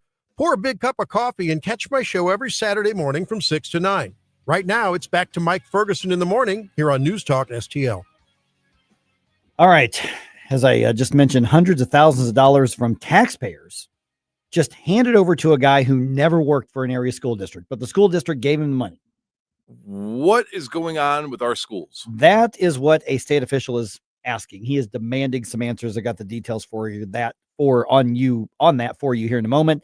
Also, should MoDOT be liable when their screw ups cause or at least allow accidents to happen that wouldn't otherwise happen?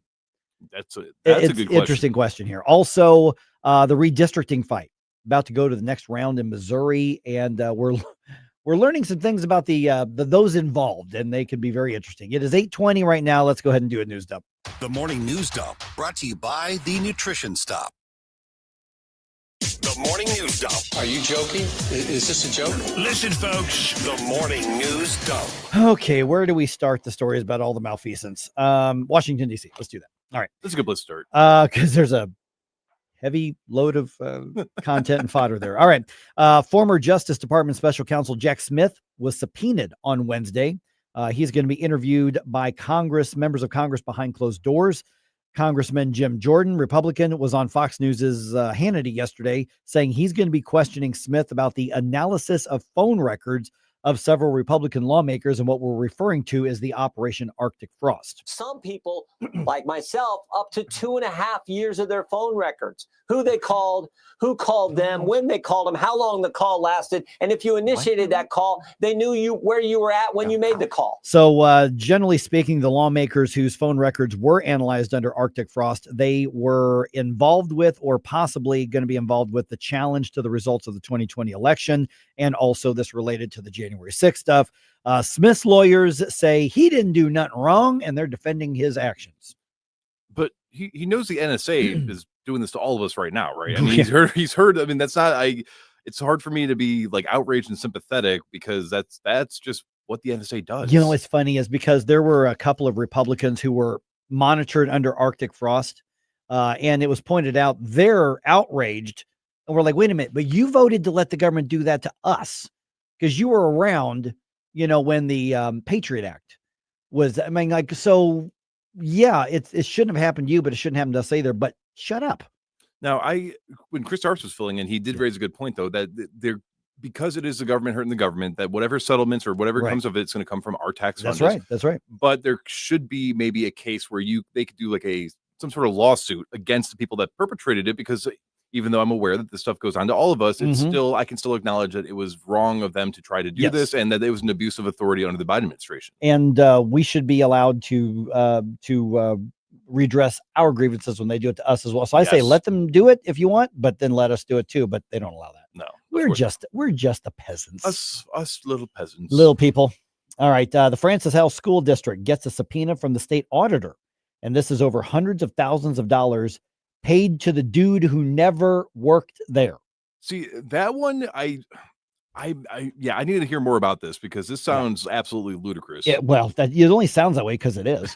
KMOV's Morgan Harris has the basic details for us. Now, back in March, the school district hired Mike Dominguez to run the district, but resigned just days before he was supposed to start. Then the Francis Howell Board of Education approved a nearly $230,000 settlement payout for Dominguez.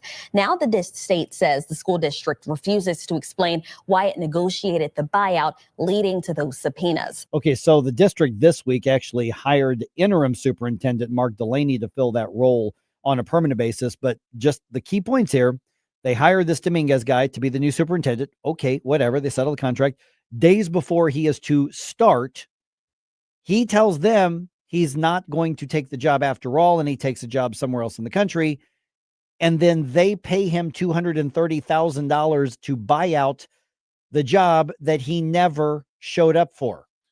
Okay, so an initial instinct, I can imagine perhaps that it was some sort of clerical error that occurred, some miscommunication, some incompetence that would occur to where for some reason he was still labeled or in the system as this position after formally resigning. And then, but his start date hadn't happened yet. Well, so that's where I'm going with it, though, is that would be my initial instinct until you get to the point where they're not even willing to discuss what happened. Right. And then it becomes something of, well, that changes the dynamic of how innocent versus nefarious this could be. I mean, I was offered a job once years and years and years ago. And the week before, I'm just like, this is not the right fit. I need a job, but and I just called them and said, guys, this isn't the right fit. Oh, yeah. And I'm just not going to do it. But I never expected them to pay me for not being there. And the funny part was they're like, yeah, we didn't think it was the right fit either. So this is good. You're saving us a lot of trouble. But in this case right here, he was never the superintendent, and he was paid $230,000 to continue to not be the superintendent. Listen, Francis L. School Board, I will not be your superintendent for half that price. Oh, yeah. And the gentleman that this happened to is listening for some reason. Go out and buy a lottery ticket real quick, man. Kidding. I mean, holy cow. Good God. All right. After years of political pressure, the Army Corps of Engineers is adding $40 million to the Coldwater Creek cleanup effort in North County. Finally. Yeah. Radioactive waste, as I'm sure everybody knows, was dumped there in the area. It's been affecting people for decades. This goes back to like the 50s. I mean, this goes back like 75, 80 years. Earlier this year, the EPA said that the contamination cleanup won't be completed until 2038. And so I say political pressure, and this came from both Republicans and Democrats. Primarily on the Republican side, there was always complaining about it. Josh Hawley took it to another level, and to give credit where credit is legitimately due, Cori Bush made a lot of work on this as well. And I think Josh Hawley probably had more to do with it, but give credit where credit's due. Cori Bush was also one of those applying the pressure when she was in office. Now, thank God she's not in office anymore, because Wesley Bell will do the same thing. But I just want to be intellectually honest about it. And I mean, radioactive waste is never good, ever. I don't know if it evaporates like some of these other chemicals do and goes It's in the ground. Yeah. Okay, so fortunately, it doesn't sound like there's a lot of risk of it going into rainwater and contaminating other areas, but still, you can't just ignore that and leave it there. It's in the groundwater. So it's really bad. Okay, there's like higher levels of cancer and all kinds of stuff. That's horrible. Yeah. All right. President Trump wants to lower the Biden era fuel economy requirements for new cars and trucks. The administration has announced plans to roll back fuel economy standards for light-duty vehicles. It was ridiculous, very expensive. It put tremendous upward pressure on car prices. The transportation secretary said the Biden-era rules aimed at limiting air pollution were completely unattainable for automakers. If the plan is approved, new vehicles would need to average roughly 34 miles per gallon instead of 50. Greg Clugston, Washington. And President Trump is 100% correct on this. Yeah, I would love to see 100 miles per gallon cars, but I don't want it to be because of stupid, frivolous, mandates from the government. I want to see it because of actual engineering revolution. And because the market demands it, and there's a way for it to deliver at a price point we can afford. And when President Trump in that soundbite, he goes that put upward pressure on prices. He's absolutely right. It's more expensive to have those other vehicles, which means more cars are out of reach of the people who need their own transportation the most but can't afford it. So President Trump is 100% correct on that one. Okay, should MoDOT be liable if you crash on the highway? Okay, there's a deeper question here. State Senator Nick Schroer tells Fox 2 that he wants to see the partial immunity that protects the department. He wants to see that ended if it can be proven that MoDOT inaction or mistakes caused the losses. So in other words, there was a crash, there was a loss, there was something, but that would not have happened had MoDOT done its job. That's basically what we're talking about. I mean, that's fair. Now, this comes days after MoDOT failed to pre-treat or plow major highways around St. Louis before snow fell, when that snow was in the forecast for days. Yeah, and I believe you mentioned earlier, too, I mean, how much responsibility is on the drivers themselves, which I can understand, because if once snow starts to fall or when rain starts to fall, the hazard conditions, if people don't adjust, it's increased quite a bit. But at a certain point, too, if snow sits there for quite a while and then it starts to thaw a little bit, it could freeze back over. And there are times where I was going 20 under speed limit, and I've got a 4-wheel drive vehicle and I'm still drifting on the road. Yeah. So I can see, I think that this is a right direction, but it should be used sparingly, if that makes sense. Right. So, and at least the threat maybe would bring a little more accountability and urgency from MoDOT. Okay, this is interesting. The United States is no longer going to officially commemorate World AIDS Day. President Trump has instructed federal offices to stop spending taxpayer dollars on the event, which has come to be seen as something that promotes the LGBT agenda.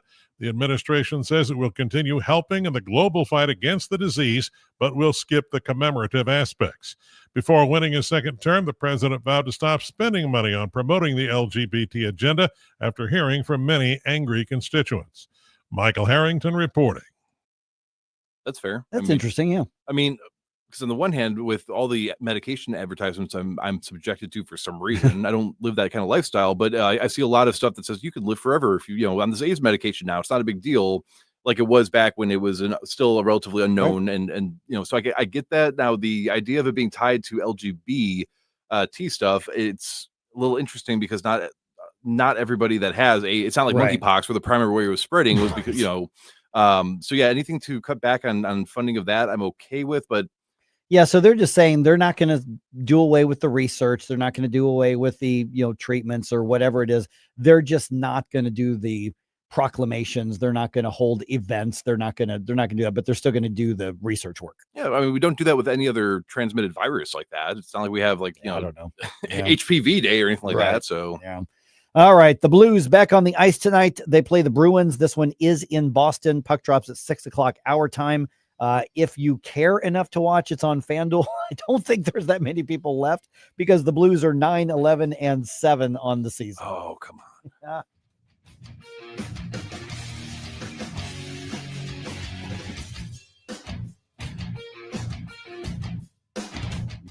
Mike Ferguson in the morning. I've driven all over Washington, D.C. I cannot find the money tree. On NewsTalk STL.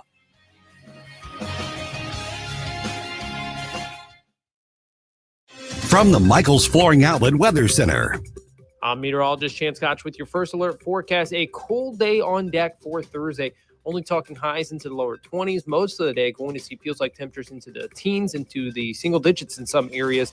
Then as we have Thursday night and Friday, once again, going to be seeing overnight lows into the lower teens.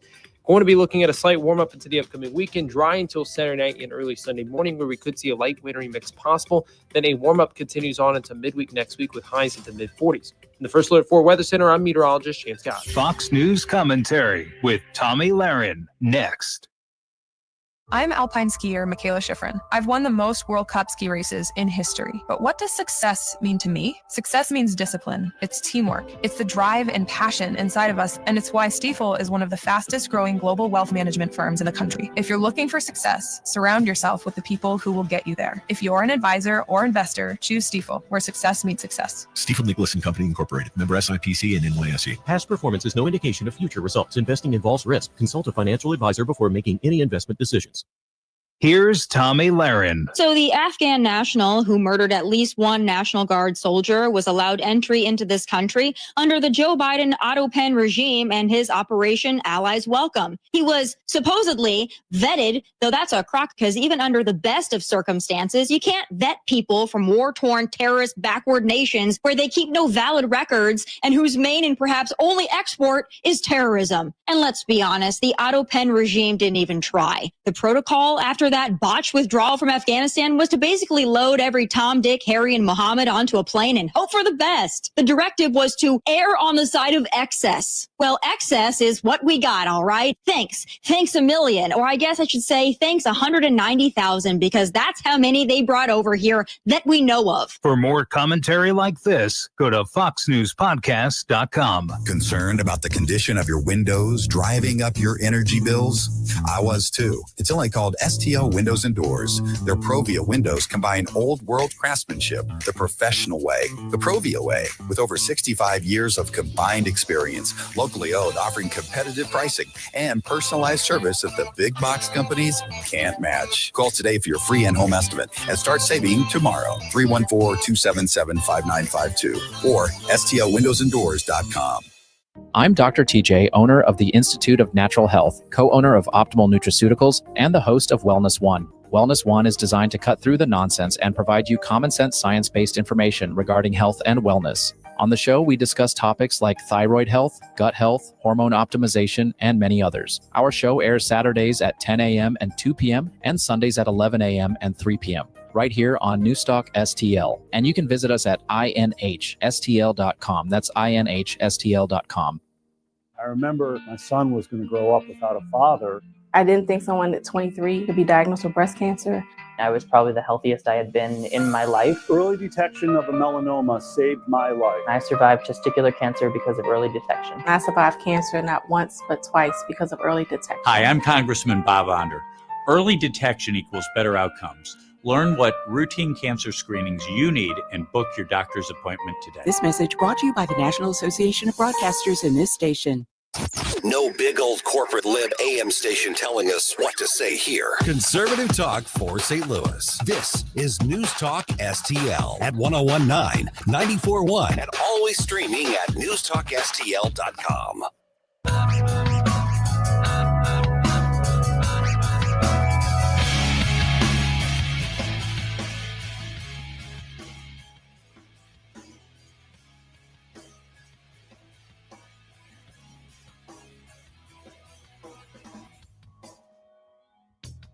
Hey folks, Jamie Allman here, waiting for you for the 3 Martini Lunch, the Common Sense Radio, the Allman Report on News Talk STL. Now back to Mike Ferguson in the morning.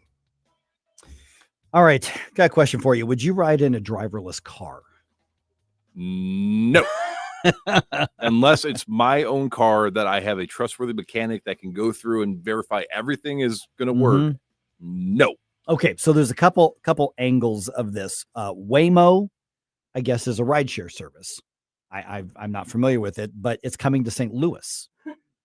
And it is the driverless automated cars. Like AI drives you and the satellite tracking drives you. Yeah. I remember that company now. Yeah. Okay. So here's Here's what's a lot of people like me. I'm like you. I kind of am like, yeah, I'm not wild about this. I don't like getting into a car and there's nobody there that I can say, oh, wait, stop. No, that's not right. Whatever the case is.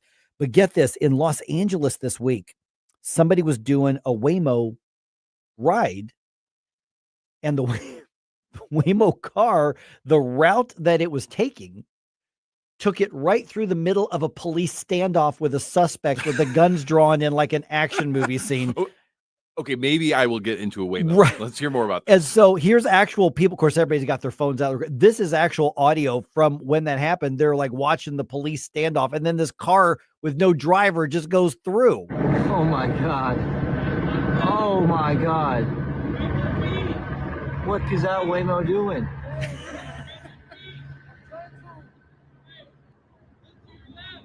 I mean, there's nobody you can yell at. There's no driver. He's like, it sounded like to me, he's like, you need to leave. He's like, I'm trying to. Yeah, he's like, I can't get out. Okay, if you had a bulletproof, bomb-proof, whatever, basically an automated tank that you could get tourists to go in and say, here are the most dangerous parts of the nation. We're gonna do it. I might be interested. A crime tour. Yeah, a little crime tour, but at the same time, no, that right there is actually my concern. Is that I'm either going to get into it, and some bad actor is going to be like, hey, cool, he's in the car now, let's take him somewhere he doesn't want to go. Or it's going to get lost and it's not going to be able to reroute. So then it's just driving in circles while I'm trapped in the car, running up the fare price. I mean, right. I just don't. But then again, I know how Chicago and St. Louis drivers are. So maybe if there has to be some way to balance the two, to where it's not going through an active crime scene, but also maybe a little bit safer than the way that people are already driving. Yeah. So there's the variety question, because I mean, I'm with my incredibly limited amount of technological understanding. Okay. My very limited amount. The computer system, the satellite system, whatever, the GPS system that's guiding this vehicle. This is a full-size automobile. Mm-hmm. And whatever that street was the nearest route. And when there's a standoff or they don't alert the system. They don't alert the grid to that. I mean, when you're using your maps, like I was, where was I driving? Someplace I needed to use maps to get to. And somebody had reported like a wreck. Mm-hmm. And when I would drive to Florida and back, you would see that where it's like, hey, road hazard come up or police radar, and then you drive by and like, is it still there? And you can click on it. Well, nobody does that when there's a police standoff in LA. And so the Waymo car is like going on its happy way right on through. Yeah, and I found that out too, is that when you see it's like a speed trap ahead, it's usually the cop themselves that's sitting there saying, hey, I'm here because if you're paying attention, we want you to drive safer. And if you're not, well, then you get your ticket. But when time is of the essence, the first instinct is not, by the way, let's go in the GPS to notify everybody. And if you're an on-stander, you're probably sitting there with a phone and you're not thinking about updating that. So that is definitely a real concern. The other thing too is, I don't know how good their cars are at reacting, but let's say it's hazardous conditions. The car is smart enough to know to decelerate, but then there's an accident in front of you. And because it hasn't been updated in the system yet, you plow right into them. Yeah. I mean, like for instance, I know my mom's car is a little bit newer than mine, and hers actually has that system that will, if you are rushing up on somebody, it will brake for you. Oh, if you can't get to it fast enough. Mine will alert, if I'm going different, but mine doesn't actually. But there are cars that we've got that system already in place. But I still just think it would be weird to sit in the back or front, wherever you sit in a Waymo car, just sit there and nobody is driving you and you're just reliant on the Orwellian whatever. But listen, my wife can't wait for driverless cars. She wants to be able to drive somewhere and do her reading and, and send her messages and she can't wait till she can just be along as a passenger instead of doing the driving. I don't see it that way at all. I see it like more your way. But then again, I'm a little bit older than my wife too. I'm not, we're like 7 years 7 years difference. But with this case here, it's coming to St. Louis. Waymo puts out the announcement. It's funny because City Hall's like, we haven't received any license applications for this. But then the question is it a ride share? Is it a taxi? Or is it something else? Because it may not fit into those categories. And if it doesn't fit the categories, then do you need anything other than like a business license? I remember when the bird scooters went on. There was a big to-do about that. They didn't like those at all, and eventually they ran most of those out of St. Louis. Yeah, and that's kind of the issue with this sort of thing is that on the one hand, there's the regulation element of it. Right. Is can I just go out, buy a self-driving car, and then hand out? Because I know somebody that did this. He would rent a van. He would go around to like the hotels and places during conventions, hand out business cards. And you call them up. If you and your buddies drink too much, he would show up in his van, drive you around. Wasn't technically operating as a taxi or a ride share. It was just a little kind of thing. No, he kind of was. He kind of was. For the sake of not getting him in trouble with the IRS. For a good reason. But, I mean, yeah. But see, that's the stuff I think should be legal because of my entrepreneurial mindset. I say government, get out of the way. The dude's solving a problem. But when it comes to self-driving or any sort of automation, there has to be the infrastructure available. Right. It needs to be, Louisville, Kentucky has random one-way roads because they built the city when it was fine to do that, and then they expanded. And so they the people that know how to drive there, they know when to expect it. But I can imagine if you don't have the infrastructure already planned out and designed specifically for that service, and then on top of that, human error is a thing. So if it's one self-driving car in a sea of people, I can imagine that being an issue. Whereas if it's one driving person in a sea of self-driving cars, then the network itself should be in a way that it would be able to account for What that. happens if a Waymo vehicle causes a wreck? Who gets the ticket? I mean, if you're the only one in the car, do you get the ticket? I mean, you're not in control. And that's a very good point as well. Does the company get sued? I mean, I don't know. So that's why again, maybe I'm technophobic. I think you're friendlier to technology than I am. I think I understand it a little bit better, but that's also why I am very hesitant to embrace it as much. And again, it's not the worst idea in areas where it might be highly congested, where there would be some level of benefit to be, having, but if it runs a red light for some reason, right? Right. I mean, Chicago's notorious. They have those little street cameras and it's a yellow light for half a second. You start going, it's a red light. Now you got a ticket. Yes, personal story. But if that happens, then is a company going to get ticketed? And I guess if you're a large enough company to where you can do that, then economically speaking, it's not a bad idea compared to the bird scooters where I've seen people, they were finding all types of ways to cause havoc with them. Yeah. We had problems in downtown St. Louis, and so there's the question is, should they be legal? And then there's the question of, is it a good idea? And I would do it. Well, one's a freedom versus regulation issue, and the other is just personal preference issue. Well, because I was thinking too about like the whole truck driver situation, right? Tesla wants self-driving trucks, and people were all up in arms and saying you're going to take our jobs. And then we found out that there are a lot of illegals being hired because they don't have enough already. And it would be actually safer, from what we're finding out now, to have a self-driving truck act as like a little, what would you call it, like a street trainer or trolley, whatever, and be able to do like intermodal things, short distance intermodal things, than it would be to hire some of these people that are not even able to read the street sign. So I think it depends on the area. I don't know enough about the traffic of downtown St. Louis specifically to know if this is a good idea or not. But if it was something where it's like a rural area, you don't have a whole lot of traffic, but you're trying to get from point A to point B, or like a business commute just from I could see it being. If you were doing the 18-wheeler, delivering Walmart or from a distro center from St. Louis to Kansas City, or Kansas City to St. Louis, or to Omaha or Des Moines or something where it's almost all rural highway, much less of a risk.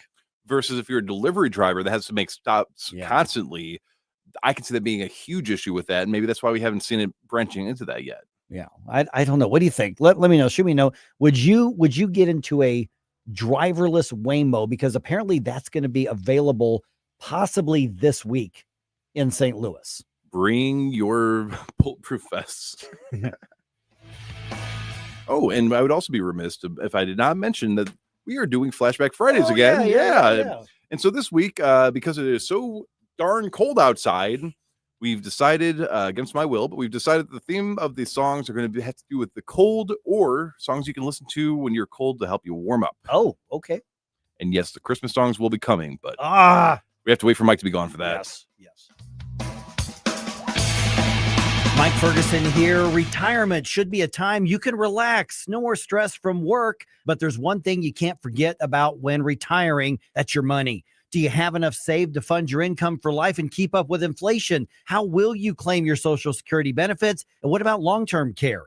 The ClearPath Wealth Management Group at Stifel is here to help answer all of these questions. You can hear their latest views on the markets and investing during On the Money, hosted by Stifel financial advisors Bob Stockdale and Eric Robert, every Saturday morning at 9, right here on News Talk STL. They can help you get organized, guide you through critical retirement decisions, and create an investment portfolio designed around your needs. To schedule your free retirement plan consultation, go to clearpathinvesting.com. That's clearpathinvesting.com, or call 636-695-2650, 636-695-2650. Stifel Nicholas and Company Incorporated, member SIPC and NYSE. If you're worried about losing your health insurance through Medicaid, we have great news for you. New government regulations have expanded the Affordable Care Act. And now you may qualify to get health insurance for you and your family through the Affordable Care Act. Call now to learn if you qualify.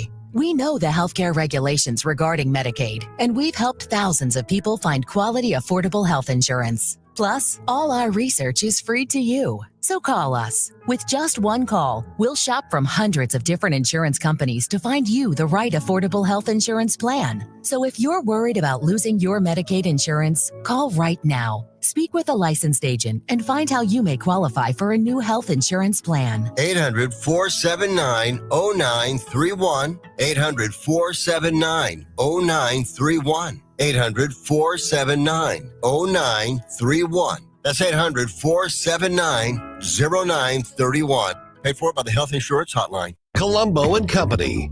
President Trump just reset federal fuel standards raised by Biden, a move he says will save Americans billions. We'll discuss Thursday, plus Virginia Cruda and Dr. Randy Toll. Live and local, weekdays at 2 on News Talk STL.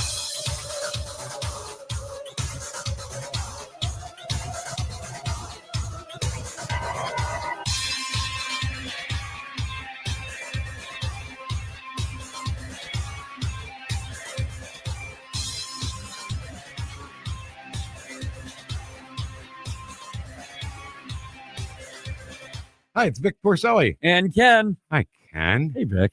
Ken and I are on every Monday through Friday here on News Talk STL. Right now, you're listening to Mike Ferguson in the morning on 1019 and 94.1 News Talk STL. Whoosh, my morning, people. So 101 straight up on Rumble says he would be uncomfortable in a self-driving car. Having said that, autonomous trucks are here to stay. He's probably right. I understand that I don't like it, but that doesn't make any difference whatsoever. And the funny part was, we were just kind of digging into this just a second ago in that information segment. All of this was predicted in the 1980s. Oh, yeah. You remember the show Knight Rider? I've seen clips of that. Okay, Yeah. yeah, that was before your time, like literally. Yeah. And so David Hasselhoff was the star of the show, but the real star of the show was the car, which was known as KIT, which was Knight 2000 or something like that. And it was a Trans Am, and they had like a sensor on the front that went back and forth, went woo, woo, woo, woo, you know, and it had a personality, and it talked to Michael Knight, which is what we would now call AI. Mm-hmm. And it could drive driverless by the AI if Michael Knight needed to be like rescued from some action scene or whatever the case is. And it's funny because it was sci-fi and it was fantasy and it was action back in 80, whatever that show was on. And now we're looking and we're talking in 2025, almost 2026, about driverless cars and artificial intelligence and us simply getting in and letting that take us for a ride. Well, and I was trying to think of my own experience. When I was a kid, there was a Batman cartoon, and Batman would, you know, he needed to get to the other part of the city to stop the bad guys. So he would type on his little, you know, bat communicator, and then the plane would show up and he would grapple onto it. So, I mean, the elements were, and that was when my mom was still using MapQuest to get us places. So, oh yeah, I remember. So, I mean, that was still predating AI. I sort of used MapQuest a lot. I did too. And then Google Maps became a thing, and I was like, this changes everything. And then I never learned to read a map. Okay. So then this is just what popped in my head. How much of this is we're turning over responsibility for things in our life to the AI, the infrastructure, the grid that we don't really understand, most of us, versus these are tools of convenience that just allow us to do more with the resources and time that we do have? Because I don't want to be the grumpy old guy that doesn't look at a new tool as something that can allow me to do more stuff that I love to do. Yeah, and it's and that's sort of I think the core issue that a lot of people are, at least the younger people are having about, economic anxiety, future anxiety, stuff like that, is that we have gotten to a point with a lot of technology where there are obsolete. I mean, we don't need board operators to patch calls through anymore because we've got cell phones, right? And the way that technology advances that we've observed, and this is only consumer level, there's a lot of technology that exists that I'm sure we're not even aware of yet that will hit the markets in a few years. And that's going to definitely create residual issues because, like with GPSs, I don't know how to read a map. I like looking at maps. I think it's cool. When I was a kid, we planned out all of our trips on a paper map. My dad, every 2 or 3 years, we'd get him the nice leather-bound Rand McNally map that you could go to in Pages, and we would, my mom would navigate on the roads. Okay, coming up here is going to be this, and we did it on paper. Yeah, and that's how my grandfather said. He was, he kind of was mocking me lovingly, but he said that, back in my day, we had a compass in the car and we had a map, and then you had a compass too. And then if you got lost, you took a wrong exit, you would ask the locals, they would tell you how to get back to where you're going. And so I've had that happen. My phone died. I'm driving home. I'm like, I know I'm close, but I just need to know how to get back to this main road. Right. Go to a gas station, go to whoever. And I'm like, hey, can you tell me how to get back here? Well, Google Maps. Yeah. Don't you have Google Maps? Are you silly? And I'm like, so we've really lost a lot because the convenience is there and we become too reliant. That's the issue. Right. So the maps has been a game changer, obviously, in a lot of different ways, even just around town. Like, hey, I'm going to go have a meeting here. I don't know where that is. Just put in the address and go. Like, Monday, I was meeting one of my buddies, my baseball buddies, because he wanted to throw a bullpen. He needed a catcher. I'd never been to the sports mall in South County before. Which is really a cool place, by the way. And so just type it in and then it sends me on my way. And then, of course, I sit there for an hour and a half in snow-induced traffic. But still, it got me there. I know how to get there. I didn't have to worry about taking a wrong turn on that. But when you get to the next level here, it feels weird. But how much of it is I have bigger ethical or whatever questions about it versus I just don't want to change. And the world is changing. And this could be a tool that just makes my life easier. So just get over it and learn it. Where's that right balance in there? And that's, I think, the good question too, because personally, I don't think that there's anything wrong with somebody saying, I really liked the way that things were, let's say in the 90s, right? I still have my VHS player and my Sony Walkman. I'm not going to get a Spotify subscription and a Hulu subscription, right? So I mean, even with smart TVs, I'm not going to buy a smart TV. I have no need for that.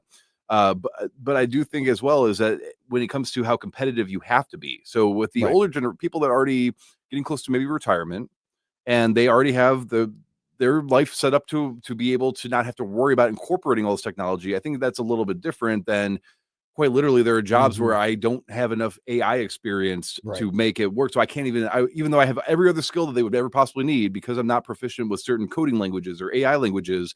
I just am not going to ever be considered for that. And that's, I think, the more residual is how quickly are we forcing the future upon each other? A ride share with a driverless car, or, I mean, I like trolleys. So if you had public transportation, a public bus, and there was no driver on the bus, and it was just, you get on the bus, you go somewhere, the bus drops you off, and it's only set on that schedule.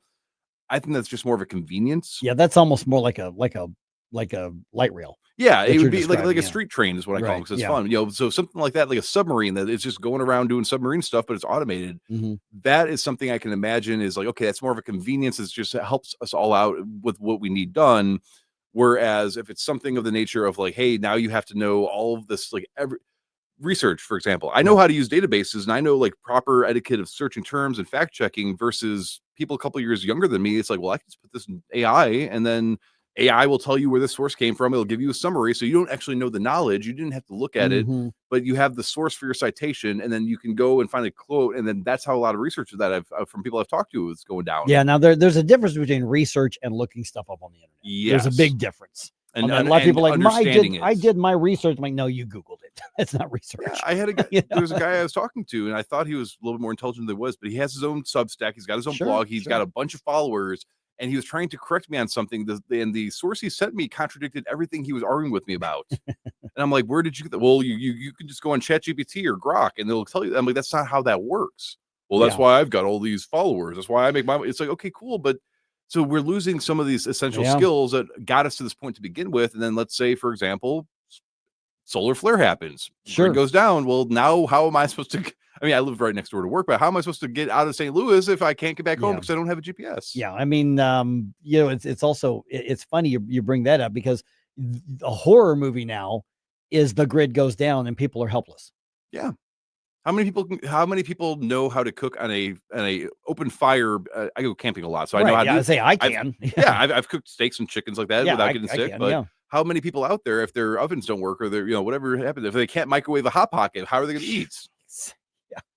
Yeah, I mean, which is interesting because we've had the prepper conversations and all this, and there's got to be that right balance between embracing the good for what's coming and what's here while maintaining the skill set to survive without depending on it.